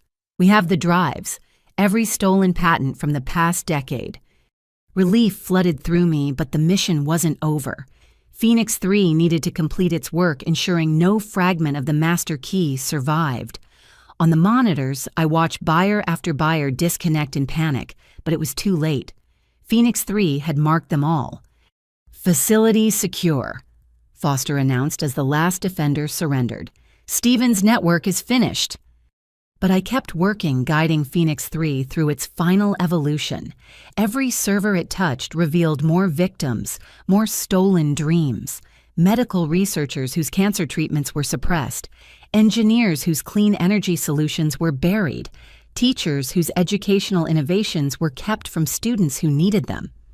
"My God," Foster breathed, seeing the scope. "They stole from hundreds of people." "Not anymore," I said, executing the final command. "Phoenix 3 is creating a restoration protocol. Every stolen innovation, every suppressed patent, every buried dream, it's all being documented and prepared for return to the rightful owners." An explosion echoed from the vault level. My heart stopped until Valentina's voice came through. "Secondary device. Triggered remotely. But we got everything out first." When we emerged from the facility, dawn was breaking over the Nevada desert. Tactical teams were loading arrested technicians and guards into transport vehicles. The physical drives from the vault were secured in evidence containers. Years of theft finally ended. Valentina stood beside me, looking at the sunrise. "Dmitri would have liked you," she said quietly. "He believed technology should bring people together. Today it did." Eleanor's voice came through the command channel. "Alyssa, you need to see this. Phoenix 3 is still active. It's found something." Back at the command vehicle, monitors showed Phoenix 3's continued evolution. It had discovered a final server hidden deeper than the others. As it cracked, the encryption documents flooded our screens. Not stolen patents this time, but records of what had happened to inventors who'd fought back. "Names, dates, locations," Foster said grimly.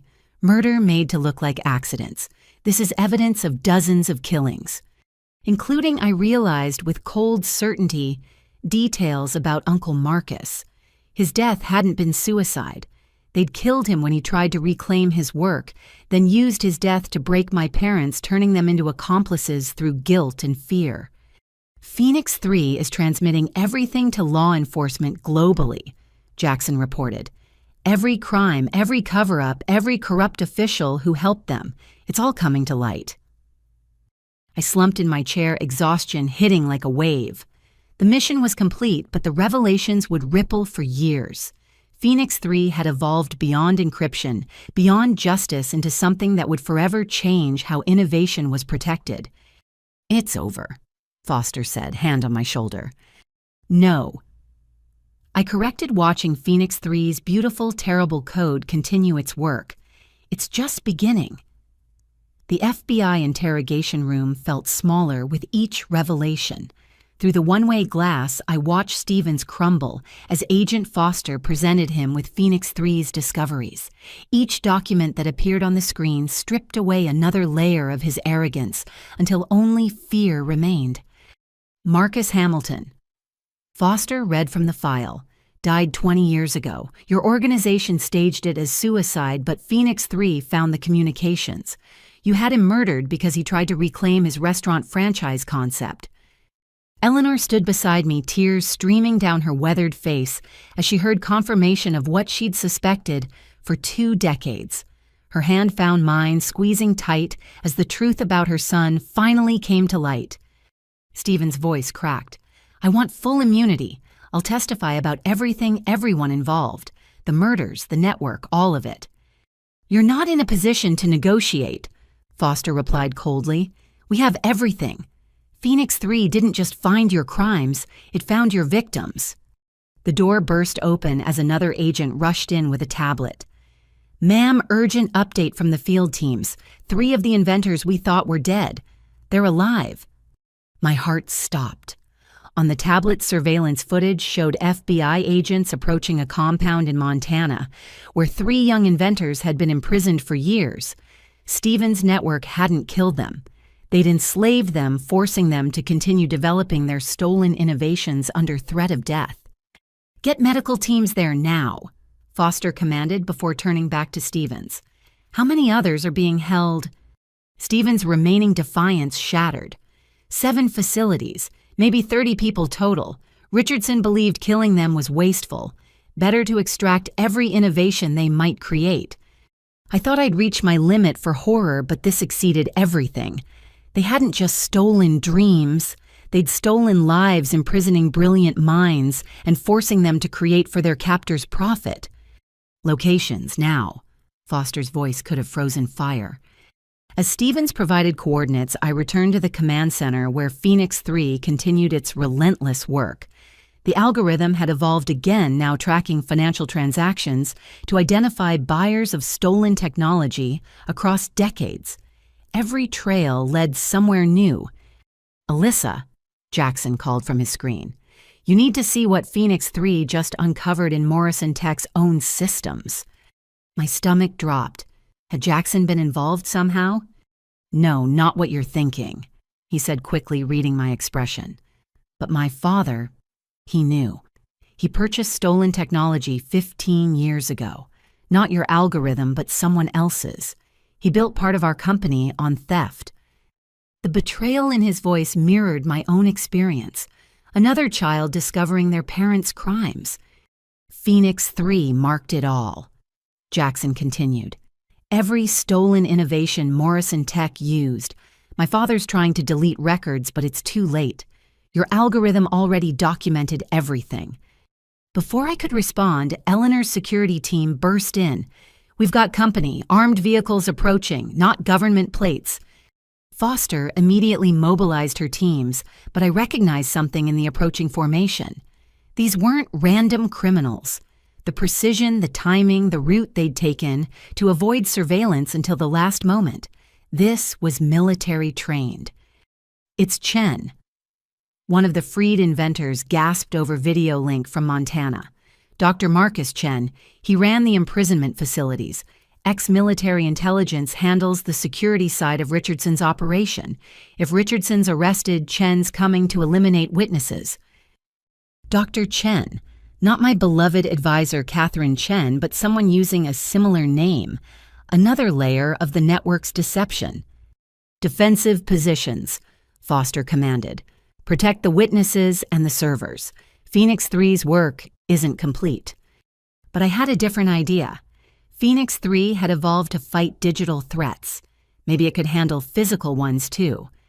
"Jackson, can Morrison Tech's satellite network track those vehicles?" "Already on it," he replied, "feeding data to Foster's teams." I dove back into Phoenix 3's code, pushing its evolution further. If it could track financial transactions and decrypt communications, could it predict human movement patterns? Could it interface with traffic systems, security cameras, even cell towers to create a net around Chen's team? "What are you doing?" Valentina asked, watching code fly across my screens. "Teaching Phoenix to hunt in the real world," I replied. The algorithm adapted faster than I imagined. Within minutes, it was tracking Chen's vehicles through every networked system they passed. Traffic lights turned red in their path. Security barriers activated. Electronic systems in their vehicles began malfunctioning. "Chen's team is being herded," Foster realized. "Phoenix 3 is driving them toward our roadblocks." But Chen was too experienced to be caught so easily. His vehicles scattered, some continuing toward us, while others peeled off toward the freed inventors' locations. He was forcing us to split our resources. Eleanor made a decision that surprised everyone. "I'm going to the Montana facility. Those prisoners include people Marcus tried to help before he died. I won't let Chen silence them." "It's too dangerous," I protested. She smiled sadly. "I'm 74 years old, darling. I've spent 20 years seeking justice for my son. I won't hide now when I can help save others." There was no arguing with that tone. Foster assigned her best team to accompany Eleanor while we prepared for Chen's arrival. But Phoenix 3 had one more surprise. "Incoming transmission," a technician announced. It's from Phoenix 3 itself." On screen, the algorithm had assembled a message from fragments of intercepted communications. "Chen approaching. 3 vehicles, armed with EMP devices to disable electronics, suggest analog defenses." My creation was actively strategizing, warning us about threats it had discovered. Phoenix 3 had become more than code. It was approaching something like actual intelligence. "Everyone with electronic equipment, secondary positions," Foster commanded. "Old-school firearms only on the front line." The attack came at sunset. Chen's team hit us with electromagnetic pulses that disabled our vehicles and communications, but they hadn't counted on Phoenix 3's warning. Foster's agents responded with conventional weapons, turning the assault into a desperate firefight. Through it all, I stayed at my hardened terminal, guiding Phoenix 3 as it coordinated our global response. In Montana, Eleanor's team successfully defended the freed prisoners. In Dubai, authorities arrested the auction attendees Phoenix 3 had marked. Across 12 countries, law enforcement moved on addresses the algorithm provided. Chen himself tried to breach our command center, leading a strike team through maintenance tunnels Stevens had revealed under interrogation. But Phoenix 3 had mapped every approach, sealing electronic locks and activating fire suppression systems to slow their advance. The confrontation ended in the server room itself. Chen, wounded and cornered, stood among the humming machines that hosted Phoenix 3. In his hand, a dead man's switch connected to explosives. "Clever algorithm," he admitted, blood seeping through his tactical vest. "But I've been doing this since before you were born, little girl. Sometimes the old ways are best." "You murdered my uncle." Eleanor's voice came from behind him. She'd returned from Montana just in time, moving silent as a ghost despite her age. "You killed Marcus because he tried to save others from your prison camps." Chen spun toward her, and Foster's team took their shot. The dead man's switch fell harmlessly aside, its signal jammed by a localized interference field Phoenix 3 had suggested we install. As medics worked on the wounded and agents processed arrests, I found Eleanor standing over Chen's unconscious form. 20 years of grief and rage warred on her face. "It's over," I said softly. "No," she replied, echoing my earlier words. "Now we rebuild. We return what was stolen. We heal what was broken.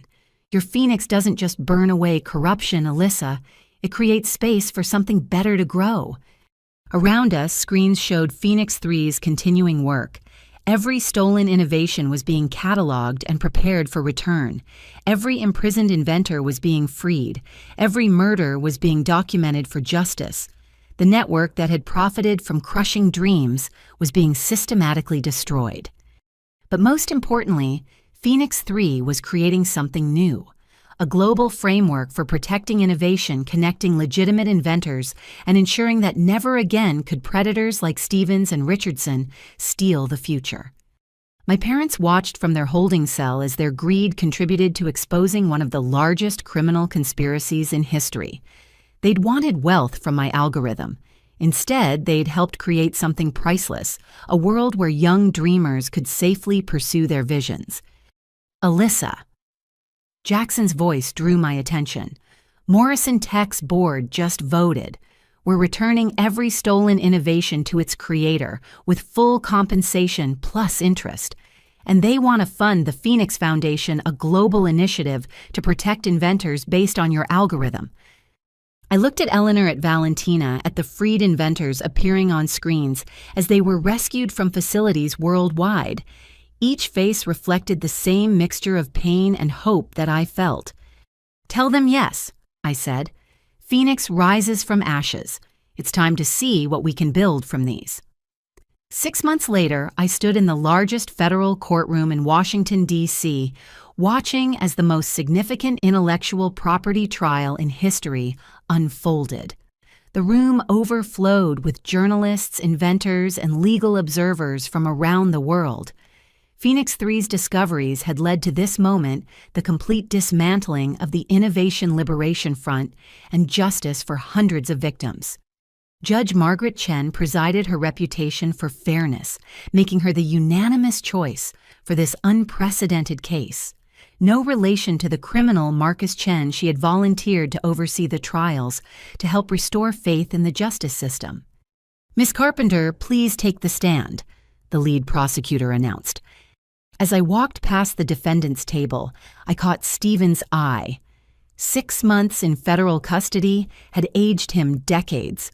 Gone was the slick attorney who'd orchestrated theft on a global scale, but it was the other defendants who drew my attention. My parents sat at the far end, unable to meet my gaze. "Please state your name for the record." "Alyssa Carpenter, inventor of the Phoenix encryption algorithm." The prosecutor, David Martinez, had spent months preparing for this moment. "Miss Carpenter, could you explain to the court how your algorithm was stolen?" I told the story from the beginning. The years of development at MIT, the breakthrough that created quantum-resistant encryption, my parents' betrayal, the forged signatures, the escalating conspiracy that followed. But I focused on something more important than my own loss. Phoenix 3 didn't just recover my work, I testified. It documented systematic theft spanning 20 years, murder disguised as accidents, inventors imprisoned and forced to continue creating, a network that profited from crushing innovation. Martinez presented evidence methodically, financial records showing billions in stolen technology sales, communications planning murders, videos from the imprisonment facilities where inventors were held. Each piece built an undeniable case. "Your algorithm evolved," Martinez noted. "Can you explain?" Phoenix was designed to protect. When faced with threats, it adapted. First to defend against theft, then to expose corruption, finally to prevent future crimes. It became what it needed to be. The defense attorney, a woman named Patricia Flores, who specialized in impossible cases, stood for cross-examination.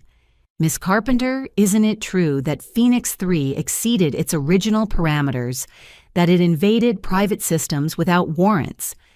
"Phoenix 3 only accessed systems actively using stolen technology," I replied. It followed the digital DNA of theft documenting crimes already in progress. Every invasion of privacy was preceded by the theft of someone's life work. "But who gave you the right to create such a tool?" I thought carefully before answering. Who gave them the right to steal dreams, to murder inventors, to imprison brilliant minds?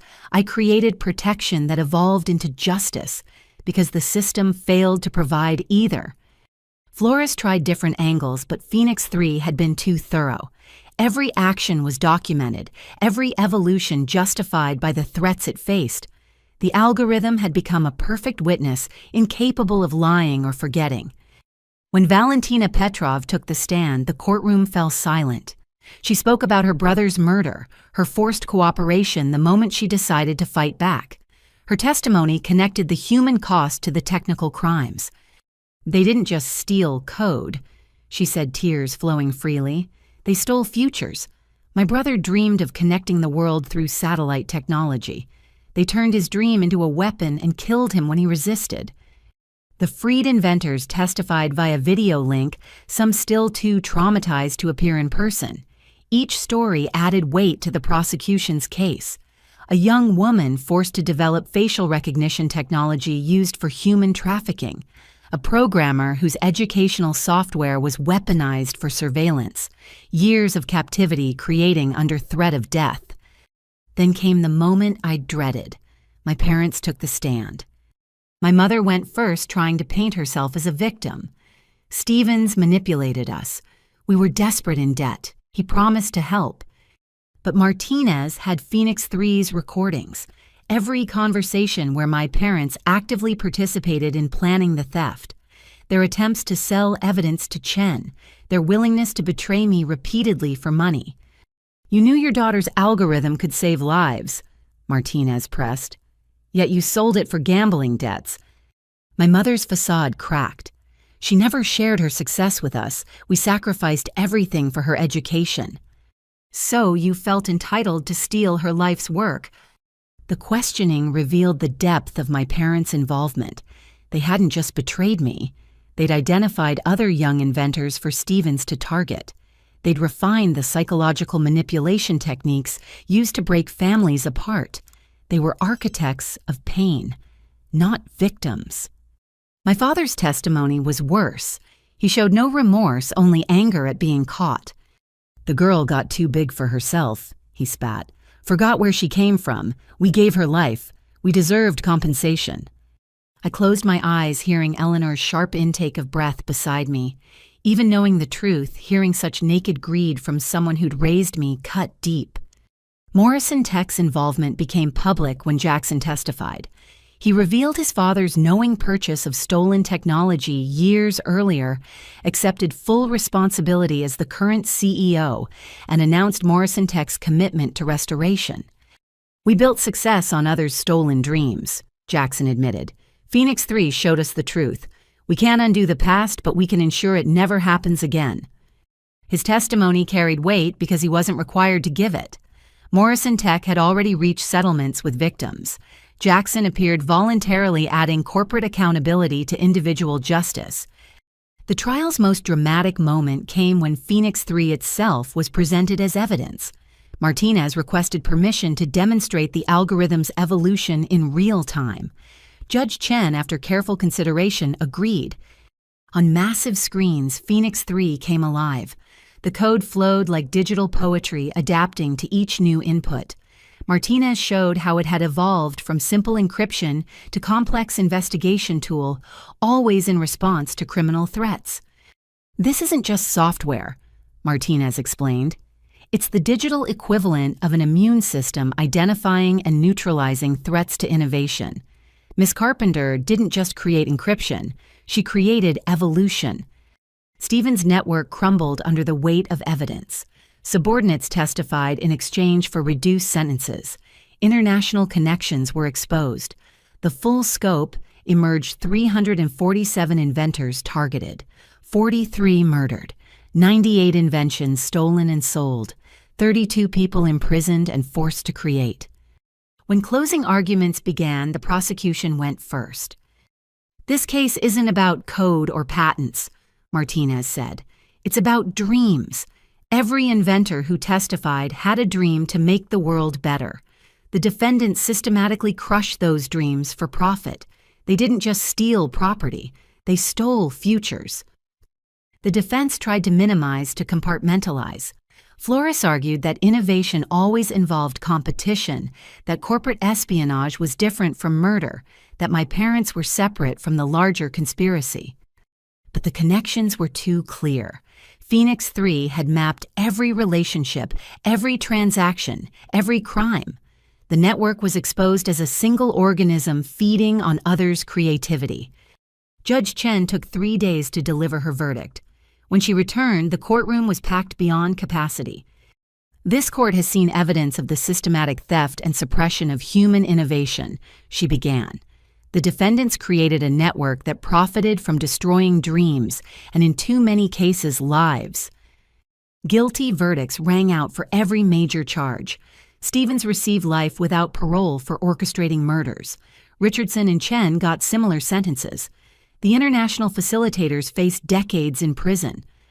My parents received 15 years each, the judge noting their particularly heinous betrayal of familial trust and active participation in destroying young inventors' lives. As they were led away, my mother finally looked at me. No apology in her eyes, only resentment. My father didn't look at all. The people who'd raised me were strangers, and perhaps always had been. But the verdicts were only part of the victory. Judge Chen announced the establishment of the Phoenix Protocol international law, protecting inventors based on principles derived from Phoenix 3's evolution. Patent theft would be treated as severely as physical theft. Innovation would be protected by the same systems that had exposed its predators. Furthermore, Judge Chen continued, all stolen innovations documented by Phoenix 3 are hereby returned to their rightful creators with full restoration of rights and compensation determined by independent arbitration. The courtroom erupted. Inventors who'd lost everything suddenly had hope. Families of murdered creators would see their loved ones' dreams realized. The future stolen by greed would be returned to those who'd imagined it. Outside the courthouse, thousands had gathered, inventors from around the world holding signs with their stolen innovations. As I emerged, they didn't cheer or mob me. Instead, they stood in silent tribute to what we'd all lost and what we'd finally reclaimed. Eleanor stood beside me, tears streaming down her face. Marcus would be so proud, not just of the victory, but of how you achieved it. You didn't just fight back. You evolved. Valentina hugged me tightly. My brother's satellite network will finally connect the world as he dreamed. Thank you. Jackson waited by the car, having testified against his own father's legacy to support justice. The Phoenix Foundation is ready to launch. We have funding, global support, and most importantly, Phoenix 3 to protect future innovators. As we drove away, I thought about the journey from my childhood bedroom with its glowing stars to this moment. My parents had sold my dream for $10,000. That betrayal had evolved into exposing billions in theft and saving countless future innovations. Phoenix had risen from the ashes of my stolen algorithm. Now it would ensure no other dreamer faced the same flames alone. The legal victory was complete, but the real work of rebuilding and protecting innovation had just begun. 1 year after the trial, the Phoenix Foundation's headquarters buzzed with an energy I'd never imagined possible. The building donated by Morrison Tech had transformed from corporate sterility into a creative haven where inventors from around the world gathered to develop their dreams safely. I stood in my office looking out at the main workshop floor where Valentina worked with a team on implementing her brother's satellite network. Nearby, Dr. Chen, my actual advisor Catherine, not the criminal who'd stolen her name, mentored young inventors who'd been freed from the imprisonment facilities. Each story of recovery added another layer to our mission. The Beijing office just confirmed. Jackson announced entering with a tablet full of updates. They've prevented another attempted patent theft using Phoenix 3's detection protocols. The would-be thieves didn't even know they'd been caught until authorities arrived. As CEO of the reformed Morrison Tech and co-director of the Phoenix Foundation, Jackson had become essential to our mission. Our partnership, both professional and personal, had grown from shared trauma into something stronger. We understood the weight of inherited sins and the determination to build something better. "How many is that this month?" I asked. 47 attempted thefts prevented globally, he replied. Phoenix 3's predictive algorithms are getting better at identifying threats before they materialize. A knock interrupted us. Eleanor entered, moving slower than she used to, but still radiating determination. At 75, she served as the Foundation's ethical advisor, ensuring we never forgot the human cost of innovation theft. "The first graduates are ready," she announced, pride evident in her voice. We made our way to the ceremony hall where 23 young inventors waited to receive their certificates from our protection program. Each had developed innovations while under the Foundation's shield, their work safeguarded by Phoenix 3 and supported by our resources. Among them stood Maya Patel, whose water purification system would bring clean drinking water to millions. Beside her, Jerome Washington clutched the prototype for his affordable insulin production method. Each face reflected the same mixture of pride and relief. They'd created without fear of theft. "You represent more than yourselves," I addressed them. "You're proof that innovation thrives when protected, that dreams grow stronger when nurtured safely. Your success honors everyone who couldn't see their visions realized." The ceremony concluded with each inventor demonstrating their creation. The room filled with wonder as medical devices, educational tools, environmental solutions, and technological advances were revealed. Phoenix 3 monitored everything, creating an unbreakable chain of documentation that would protect their work forever. Later in the rehabilitation wing, I visited a group that represented our most challenging mission. My parents sat in the therapy circle participating in the restorative justice program we'd established for family members who'd betrayed inventors. The program was Eleanor's idea, born from her belief that healing required confronting harm. Participants faced the impact of their actions while learning to rebuild trust. Some families had reconciled. Others, like mine, maintained careful distance while working toward understanding. "Alyssa," my mother said quietly, "thank you for including us." 18 months into their sentence, they'd finally begun acknowledging their crimes. The therapy revealed deep-seated resentment and entitlement that had festered long before Stevens appeared. They'd viewed my success as something owed to them rather than something to celebrate. "I'm glad you're participating," I replied carefully. Dr. Sarah Winters, our lead therapist, had coached me on maintaining boundaries while allowing space for growth. My father struggled more with the program. "I still don't understand why you couldn't have just shared. We're family." "Because sharing and stealing aren't the same thing," Eleanor interjected. She attended every session involving my parents, a protective presence, ensuring they faced truth. "You didn't ask to share in Alyssa's success. You tried to steal it." The session continued with other families sharing their experiences. Some stories ended in reconciliation, others in permanent separation. But each participant was working towards something important, ensuring the cycle of betrayal wouldn't continue. After the session, I found myself in the memorial garden we'd created for inventors who didn't survive to see justice. 43 names were etched into black granite, including Marcus Hamilton. Fresh flowers lay at the base, left by families and fellow inventors who refused to let their memories fade. Valentina found me there as she often did when the weight of our work grew heavy. "The satellite network goes live tomorrow," she said. Dimitri's dream finally realized. We stood in comfortable silence, remembering those lost while building for those still creating. The garden had become sacred space, reminding us why our work mattered. "Miss Carpenter," a young voice interrupted gently. I turned to find Lisa Chen, a 17-year-old who'd applied to our youth program. No relation to either Dr. Chen, she'd chosen her name after aging out of foster care, inspired by our story of overcoming betrayal. "I got in," she said, holding up her acceptance letter. "The Youth Innovation Program accepted my proposal for biodegradable electronics." "That's wonderful, Lisa. You'll have full protection and support to develop your idea safely." Her eyes filled with tears. "I never thought I'd have a chance. Foster kids don't usually get to dream big."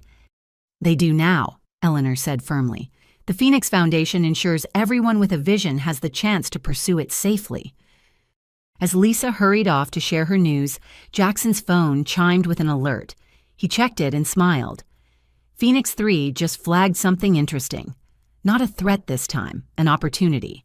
A group of inventors in Nigeria have been collaborating on renewable energy solutions. They've requested foundation protection. We returned to the operations center where Phoenix 3's evolution continued to amaze. The algorithm no longer just protected against threats. It actively identified promising innovations and connected inventors who could benefit from collaboration. It had become a matchmaker for complementary dreams. Approved, I said after reviewing the Nigerian team's work. Set up the protective protocols and see what resources they need. The day continued with typical foundation business. Legal teams pursuing remaining members of Stephen's network. Educational programs teaching young inventors about protecting their work. Corporate partnerships ensuring ethical development of new technologies. Each element contributed to a new ecosystem where innovation could flourish safely. That evening, the foundation hosted its monthly showcase where protected inventors presented their progress to potential ethical investors. The auditorium filled with people who understood that supporting innovation meant respecting its creators. Before we begin, I addressed the crowd. Let's remember why we're here. Every innovation represents someone's dream to improve the world. Our role is to ensure those dreams develop freely, safely, and ethically. The presentations began each more impressive than the last. Medical devices that would save lives, educational platforms that would democratize learning, environmental solutions that could help save the planet, all protected by Phoenix 3, all supported by the Foundation, all proof that innovation thrived when freed from fear. Jackson took the stage to announce Morrison Tech's latest initiative, a $1 billion fund, specifically for inventors from communities traditionally excluded from technology development. Innovation has no boundaries, he declared. Neither should opportunity. As the evening progressed, I noticed my parents in the audience. They attended these showcases as part of their rehabilitation, witnessing what innovation looked like when nurtured rather than exploited. My mother watched with something approaching understanding. My father still seemed to struggle with the concept of creation without personal profit. 10 years ago, I placed glow-in-the-dark stars on my bedroom ceiling and dreamed of using science to change the world. I concluded the showcase. That dream was nearly destroyed by greed and betrayal. But from those ashes, something stronger emerged. Not just Phoenix 3, but a global commitment to protecting dreams. Together, we're ensuring no inventor stands alone. The applause was warm but subdued. Everyone here understood we were building on tragedy, creating hope from loss. The Phoenix Foundation wasn't just about protecting innovation. It was about healing the wounds left by those who'd tried to steal the future. Later, as the building emptied, Eleanor and I performed our nightly ritual. We walked through each department, checking on overnight projects and ensuring security protocols were active. Phoenix 3 hummed quietly in its quantum servers, ever vigilant against threats while nurturing new possibilities. Marcus would have loved this, Eleanor said softly as we passed a group of young inventors collaborating late into the night. Not just the protection, but the community. No one creating alone anymore. No one stolen from alone either, I added. We ended our tour in the memorial garden where lights illuminated each name. 43 dreams cut short, but thousands more now protected in their honor. The Phoenix Foundation had become more than we'd imagined, not just a shield against theft, but an incubator for shared vision. As we prepared to leave, my phone buzzed with a message from one of the freed inventors. She'd just received her first patent under Foundation protection, a medical device inspired by her years in captivity. "I'm free to create again," she wrote. "Thank you for giving me back my dreams." I shared the message with Eleanor, both of us tearing up at another life rebuilt. This was why we continued despite the challenges. Every protected innovation, every prevented theft, every recovered dream added another flame to Phoenix's eternal fire.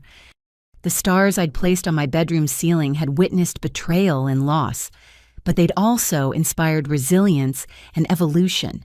Now inventors around the world could reach for their own stars, protected by the phoenix that rose from my ashes. The video call from the Federal Correctional Facility came at exactly 3 in the afternoon, as it had every month for the past 2 years. But this time was different. This was the final session before my parents' early release, conditional on completing the intensive rehabilitation program. I sat in the Foundation's family counseling room, Eleanor beside me for support. Dr. Sarah Winters connected from her office, ready to mediate what promised to be our most difficult conversation yet. On screen, my parents appeared in the facility's consultation room wearing civilian clothes for the first time since their conviction. "Thank you for agreeing to this session, Alyssa," Dr. Winters began. "Today we're focusing on accountability and the path forward. Mr. and Mrs. Carpenter, you've asked to share something with your daughter." My mother clasped her hands tightly, the gesture achingly familiar from my childhood when she was nervous. But the woman speaking wasn't the mother I'd known. Prison therapy and confronting their crimes had changed her fundamentally. "Alyssa, I need to tell you about the moment I knew we'd lost ourselves." She began, voice steady despite visible emotion. "It was when we sold Marcus's idea 20 years ago. Your father convinced me it was just business, that family meant sharing everything. But watching Marcus spiral into depression, seeing him lose faith in his own brilliance, I knew we'd crossed a line." My father shifted uncomfortably but didn't interrupt. This accountability was part of their growth. Instead of facing what we'd done, she continued, "We buried the guilt under justifications. We told ourselves Marcus was weak, that we were strong for being practical. When he died, we used our guilt to become even worse. Every person we targeted after that, every dream we helped steal, was us running from the truth of what we'd done to my own brother." Eleanor's breathing hitched beside me. She'd waited 23 years to hear this admission. "When you started showing brilliance," my mother looked directly at the camera at me. "Part of me was terrified, not of your success, but of what we might do to you. So I convinced myself you owed us, that your achievements belonged to the family. It was easier than admitting we'd become monsters who would devour their own children's dreams." "Why didn't you stop?" I asked, my voice smaller than intended. "If you knew it was wrong..." My father spoke for the first time, his usual bluster replaced by something rawer. "Because admitting we were wrong about Marcus meant admitting we killed him. Not with our hands, but with our greed. Every theft after that was us doubling down on the lie that we were justified. By the time Stevens approached us about your patent, we'd spent so long justifying the unjustifiable that selling our daughter's future seemed logical." Dr. Winters guided us through the admissions, ensuring nothing was glossed over. My parents detailed every betrayal, every moment they chose. Greed over love. The other families they'd identified for Stevens, the way they'd studied psychological manipulation to break trust between inventors and their loved ones, the techniques they'd refined to make victims doubt themselves. We became experts at destroying families. My mother said, tears now flowing. We taught Stevens' network how to identify vulnerability, exploit trust, weaponize love. Every technique we developed was based on what we'd done to Marcus to you. Eleanor spoke for the first time. "Do you understand that you didn't just steal from individuals? You corrupted the very concept of family for hundreds of people." My parents nodded, the weight of it visible in their postures. They'd been forced to watch testimonies from every family they'd helped destroy. Some reconciled, others permanently shattered. Each story, another stone in the mountain of harm they'd created. "The offshore accounts," I said, needing to address one more betrayal. "You had $300,000 while claiming poverty. Where did it come from?" "Other families," my father admitted. "Small thefts over decades. We'd identify relatives with modest success and manipulate them into investments that we'd pocket. Never enough for them to pursue legally, always enough to feed our sense of entitlement." The full picture was staggering. My parents hadn't just betrayed me. They'd built a lifetime of exploitation, perfecting their techniques until Stevens recognized kindred spirits. My algorithm had simply been their biggest score, not their first theft. "What do you want from me?" I asked, exhaustion seeping into my bones. You'll be released next month. Are you expecting forgiveness? Money? A relationship? My parents exchanged glances, communicating in the silent language of long marriage. Finally, my mother spoke. We want to make amends. Real amends, not just words. We've signed over everything we have left to the Foundation's Victim Fund. It's not much after legal fees and restitution, but it's a start. We've also agreed to work with the FBI, helping them identify other family exploitation networks using our old techniques. And, my father added with difficulty, we want to volunteer for the Foundation's speaking program, warning families about how manipulation starts, how entitlement grows, how love becomes weapon. If our story prevents one family from destroying itself, Dr. Winters interjected gently.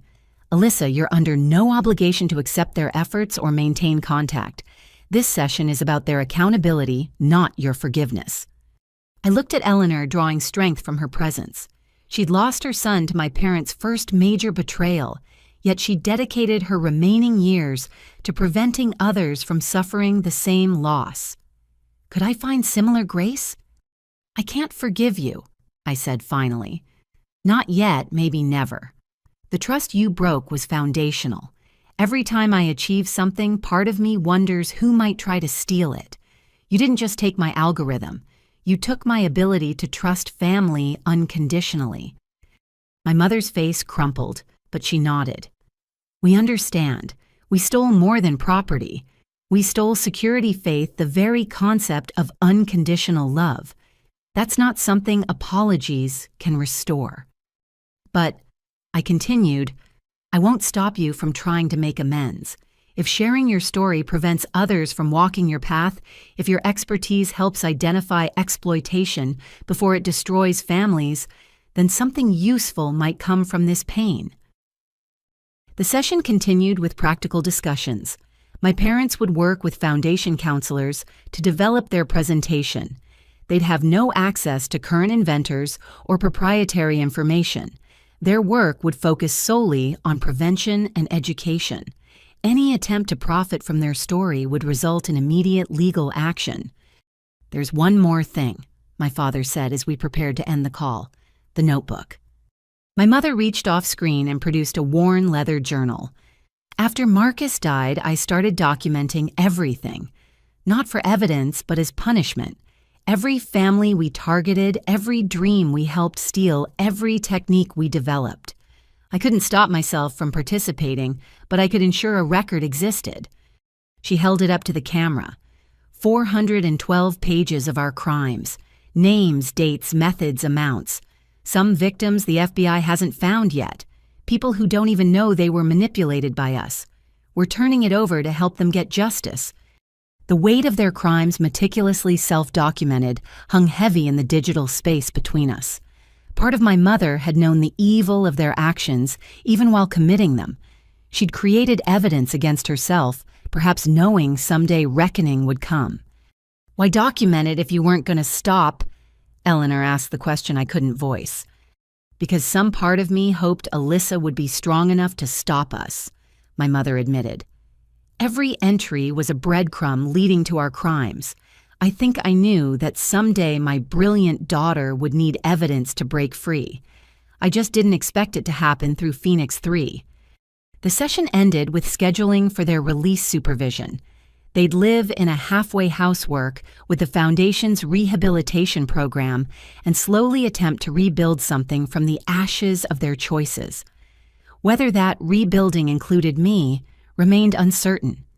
As the screen went dark, Eleanor pulled me into a fierce hug. You handled that with more grace than they deserved. I sank into a chair, emotionally drained. I wanted to scream at them, to make them feel a fraction of the pain they caused. Instead, I discussed logistics like they were stranger requesting Foundation services. Because you've evolved beyond their damage, Eleanor said firmly. They tried to make you like them. Suspicious, entitled, willing to exploit trust. Instead, you became someone who protects others' dreams. That's the greatest revenge and the most complete victory. Dr. Winters added her thoughts before disconnecting. Healing isn't about forgetting harm or forced forgiveness. It's about choosing how that harm shapes us. You've chosen to build rather than destroy. Your parents are finally choosing accountability over justification. Whether those paths intersect again is entirely your decision. That evening, the foundation hosted a special event. Families affected by patent theft gathered to share their stories and healing journeys. Some had reconciled after years of work. Others maintained careful boundaries while supporting each other's growth. A few had severed contact, permanently finding peace in separation. I spoke about my journey, the complicated emotions of loving parents who'd betrayed fundamental trust. They gave me life, then tried to steal my life's work. Reconciling that paradox may be impossible, but preventing others from facing the same paradox has given meaning to the pain. After the event, Jackson found me in the memorial garden. We often met there when processing difficult emotions, surrounded by reminders of dreams cut short and the importance of our work. Your parents' notebook has already led to 17 new victim identifications, he reported gently. Families who had no idea they'd been manipulated. The foundation's reaching out to offer support. Another layer of harm uncovered more healing needed. My parents' crimes rippled outward like stones in still water, each wave revealing new damage. Do you think people can truly change? I asked, watching stars appear in the darkening sky. Or do we just learn to manage our worst impulses? Jackson considered carefully. My father still struggles with accepting what Morrison Tech did. He knows it was wrong, but part of him resents losing the advantages theft provided. Change is possible, but it requires constantly choosing better over easier. They documented everything, I mused. Even while committing crimes, my mother created evidence against herself. What kind of tortured psychology leads to that? Maybe the same kind that leads someone to place stars on their ceiling while dreaming of changing the world, Jackson suggested. The part that knows better, hopes for better, even when making terrible choices. We sat in companionable silence as night fell. Tomorrow would bring new challenges, new inventors to protect, new threats to counter. My parents would soon re-enter the world, attempting to rebuild from the rubble of their choices. Whether I'd be part of that rebuilding remained an open question. But tonight, surrounded by the legacy of recovered dreams and protected futures, I found peace in uncertainty. My parents had taught me through their negative example the importance of choosing creation over exploitation. Their crimes had birthed Phoenix 3 and the global protection network that followed.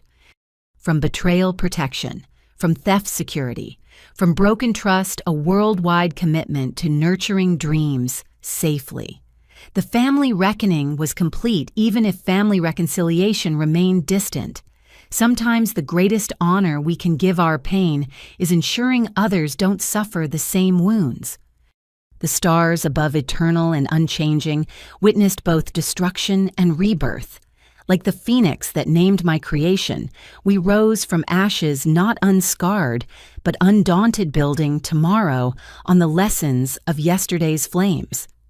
5 years had passed since Phoenix 3's evolution began, and the world had fundamentally changed. I stood before the United Nations General Assembly preparing to address representatives from 193 nations about the Phoenix Protocol's global implementation. The shy girl who'd placed stars on her bedroom ceiling could never have imagined this moment. Distinguished delegates. I began my voice carrying across the vast hall. 5 years ago, my encrypted algorithm was stolen by criminals who'd built an empire on crushing innovation. Today, that same algorithm protects over 1 million inventors across every nation represented here. Phoenix 3 has evolved from defense against theft to active nurture of human creativity. The presentation screens showed real-time data from Phoenix 3's global network. Green dots represented protected innovations currently in development. Blue indicated successfully launched inventions that had reached market. Gold marked collaborations between inventors from different nations. The map pulsed with activity, a living testament to human creativity unleashed. In Nigeria, Dr. Adaora Okafor's malaria vaccine, protected by Phoenix protocols, has saved 300,000 lives this year alone. Her work was previously stolen twice by pharmaceutical companies, who shelved it to protect existing profits. Now it's freely manufactured across Africa. Images of vaccination clinics filled the screens, children receiving protection that theft had nearly denied them. In Bangladesh, Rashida Khatun's water recycling system has brought clean water to 12 million people. Previous attempts to develop this technology were suppressed by companies selling expensive filtration systems. Phoenix 3 ensured her innovation reached those who needed it most. The examples continued, each representing dreams that would have been crushed without protection. Medical devices making surgery safer, educational platforms reaching isolated communities, agricultural innovations feeding hungry populations, energy solutions combating climate change. Every innovation, a life saved, a future secured, a dream realized. But Phoenix 3's evolution hasn't stopped, I continued. The algorithm now identifies potential innovations before they're fully formed, connecting inventors with complementary skills. It predicts resource needs and matches them with ethical investors. It's become not just a shield, but a catalyst. Jackson took the podium next, representing the corporate commitment to ethical innovation. Morrison Tech had transformed from a company built partially on theft to a leader in protecting intellectual property. The business community once viewed innovation as a zero-sum game, he stated. Steal or be stolen from. Phoenix 3 proved that protecting innovation creates more wealth than theft ever could. When inventors feel safe, they create more. When creations are protected, they improve faster. When improvements benefit everyone, economies thrive. He presented economic data that made even skeptics take notice. Nations implementing Phoenix protocols showed 30% higher innovation rates. Patent applications had tripled globally. More importantly, innovations were reaching market 40% faster, no longer delayed by fear of theft or legal battles. Valentina followed now, leading the Phoenix Foundation's global expansion. Her brother's satellite network, finally realized, provided free internet to remote regions, enabling inventors everywhere to access Phoenix protection. Innovation has no borders, she declared. A farmer in Peru might solve hunger. A teenager in Mongolia might cure cancer. A grandmother in Alaska might reverse climate change. Phoenix 3 ensures every dreamer, regardless of location or resources, can pursue their visions safely. The session included testimony from reformed criminals who'd once profited from theft.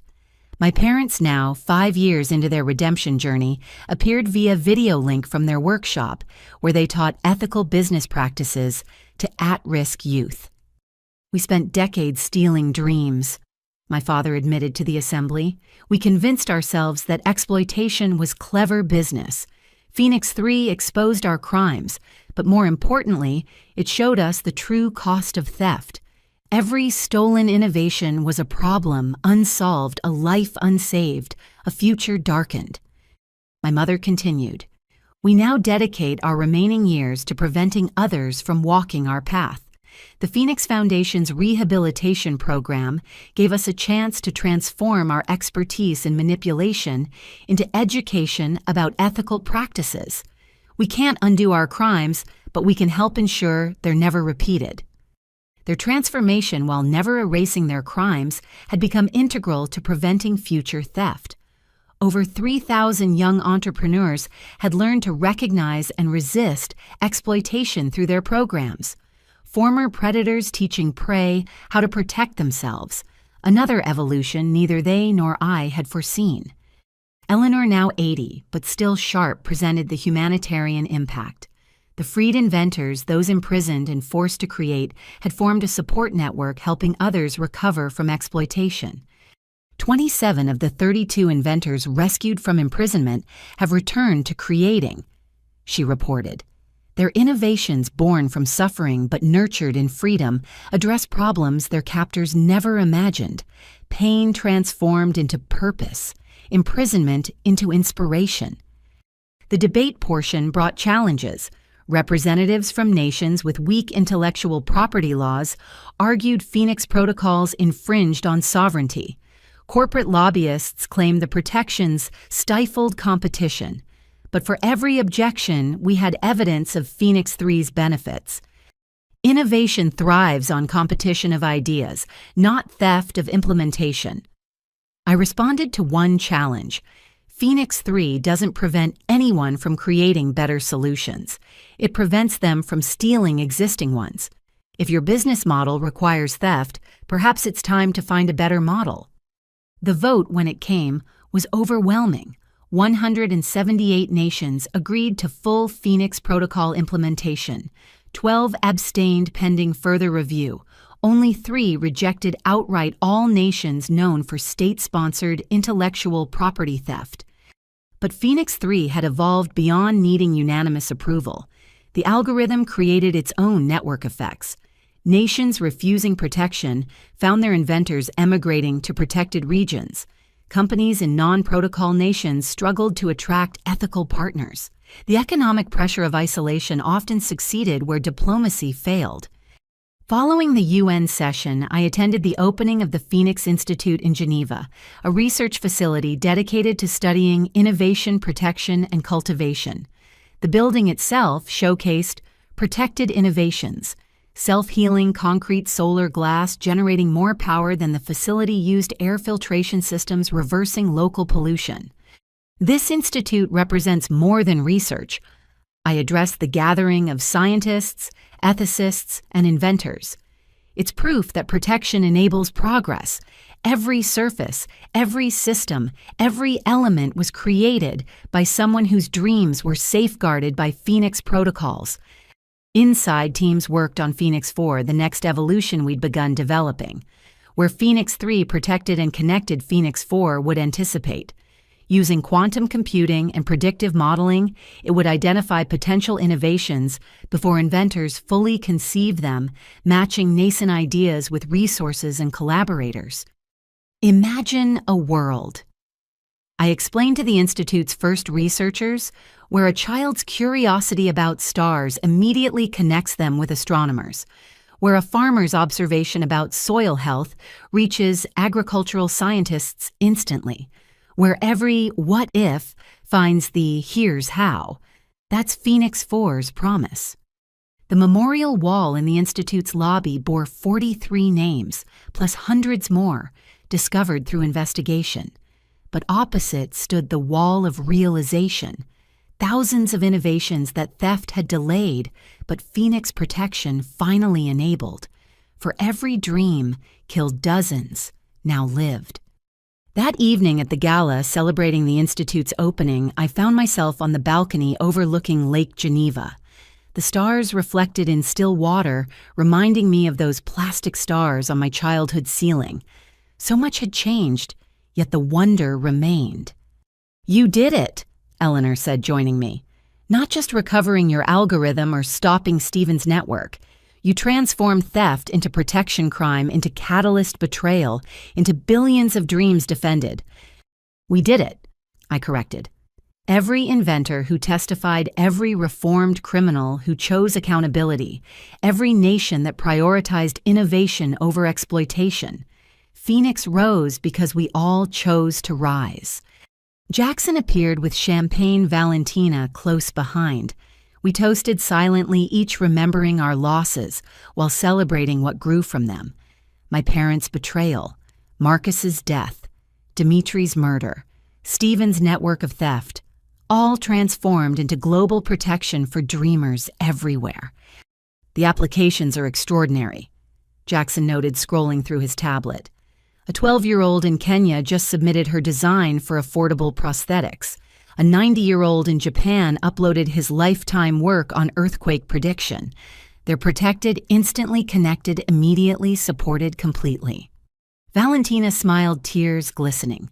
Dimitri always said technology should unite humanity. Through Phoenix, it finally does. As the gala continued inside, I remained on the balcony contemplating the journey, from a stolen algorithm to a global revolution in how we nurture innovation, from family betrayal to worldwide family of protected inventors, from placing stars on my ceiling to reaching for real ones, knowing my dreams and everyone else's were finally safe. Phoenix 3 pulsed through quantum networks protecting innovations on 6 continents and the International Space Station. Tomorrow, it would defend more dreams, connect more inventors, enable more solutions to humanity's challenges. But tonight, I simply marveled at evolution, of an algorithm of criminals into teachers of theft, into protection of a broken-hearted girl, into someone who helped heal the world's relationship with innovation. The stars above Geneva sparkled with the same wonder as those plastic ones from my childhood.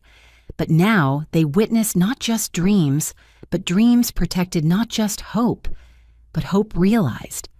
The global impact of Phoenix continued expanding an eternal flame of human creativity that no thief could ever again extinguish.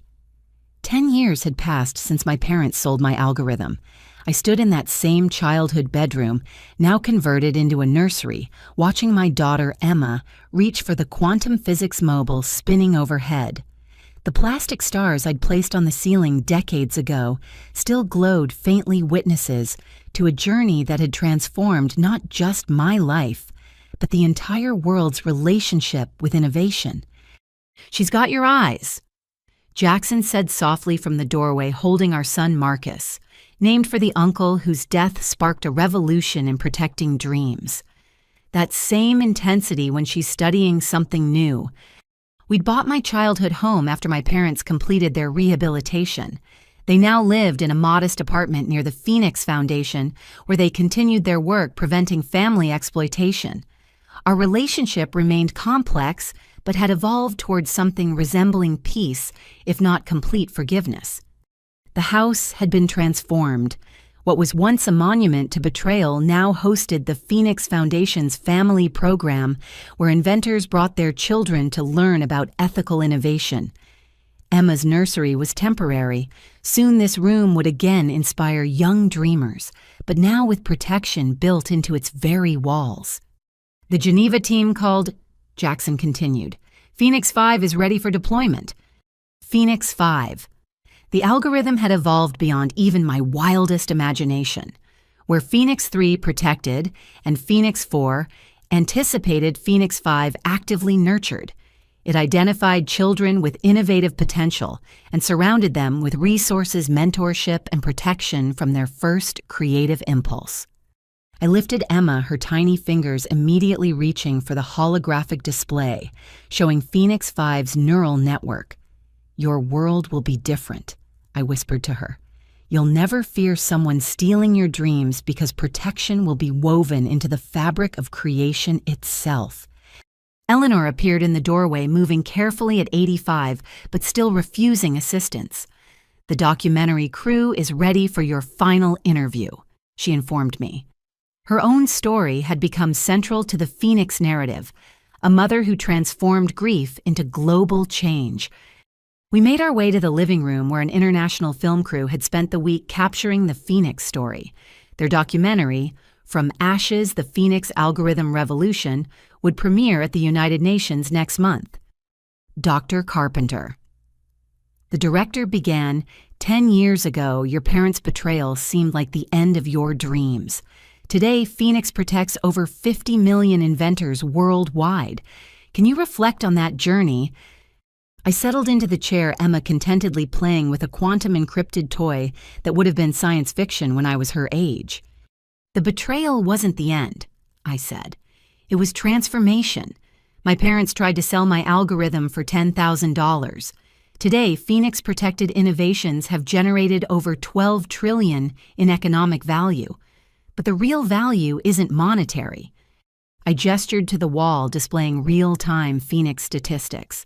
800,000 medical innovations protecting lives, 2 million educational tools spreading knowledge, 5 million environmental solutions healing our planet.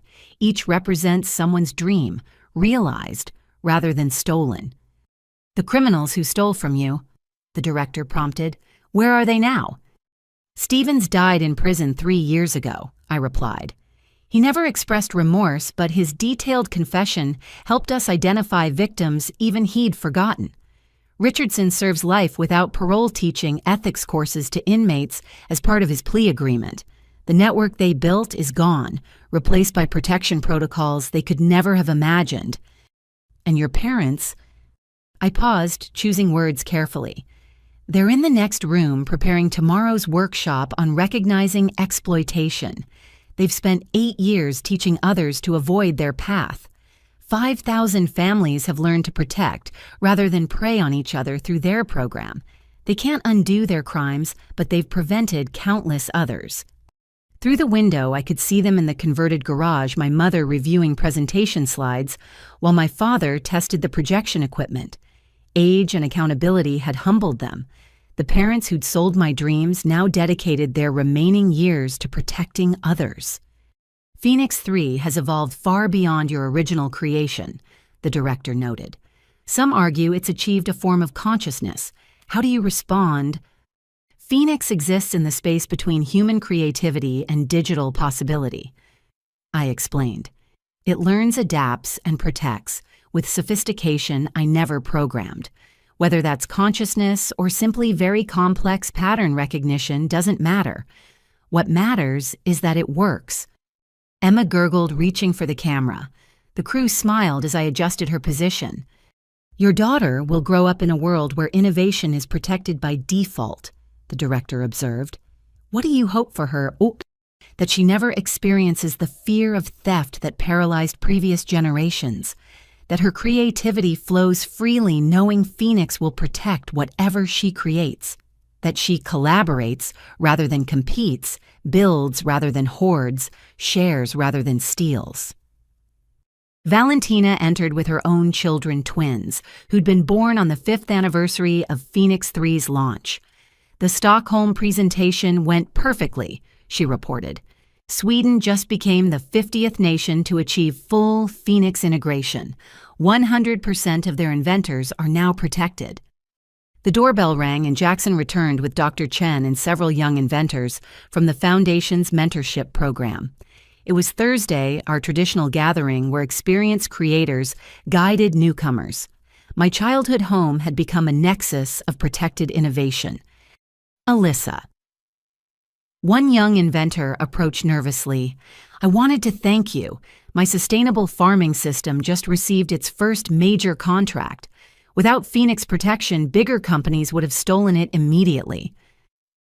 These moments still moved me. Each protected dream validated the pain of the journey. As the documentary crew captured our gathering, I reflected on the statistics Eleanor had compiled for Phoenix's 10th anniversary. 1.2 million prevented thefts. 800,000 recovered innovations returned to rightful creators. 93% reduction in patent litigation, 30% increase in global innovation rate. But numbers couldn't capture the human impact. The inventor who'd attempted suicide after theft now ran a thriving medical device company.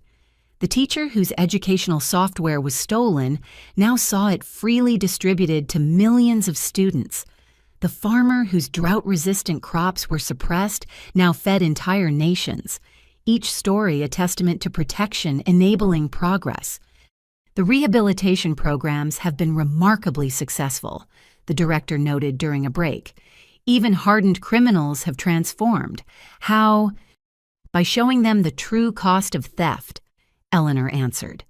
Every criminal in our program must face their victims, see the innovations that never happened, understand the problems that went unsolved. When you truly comprehend that stealing a water purification system meant thousands died from preventable disease, transformation becomes possible. My parents emerged from their workshop preparation, joining us hesitantly. The gathering always included them, now their expertise in recognizing manipulation invaluable for protecting young inventors. Tomorrow we're teaching about generational exploitation, my mother explained to the documentary crew, how families sometimes view children's success as parental property. It's our most difficult workshop because we use ourselves as the cautionary tale. but necessary, my father added. Every month we meet parents who think like we used to, showing them where that thinking leads prevents future betrayals.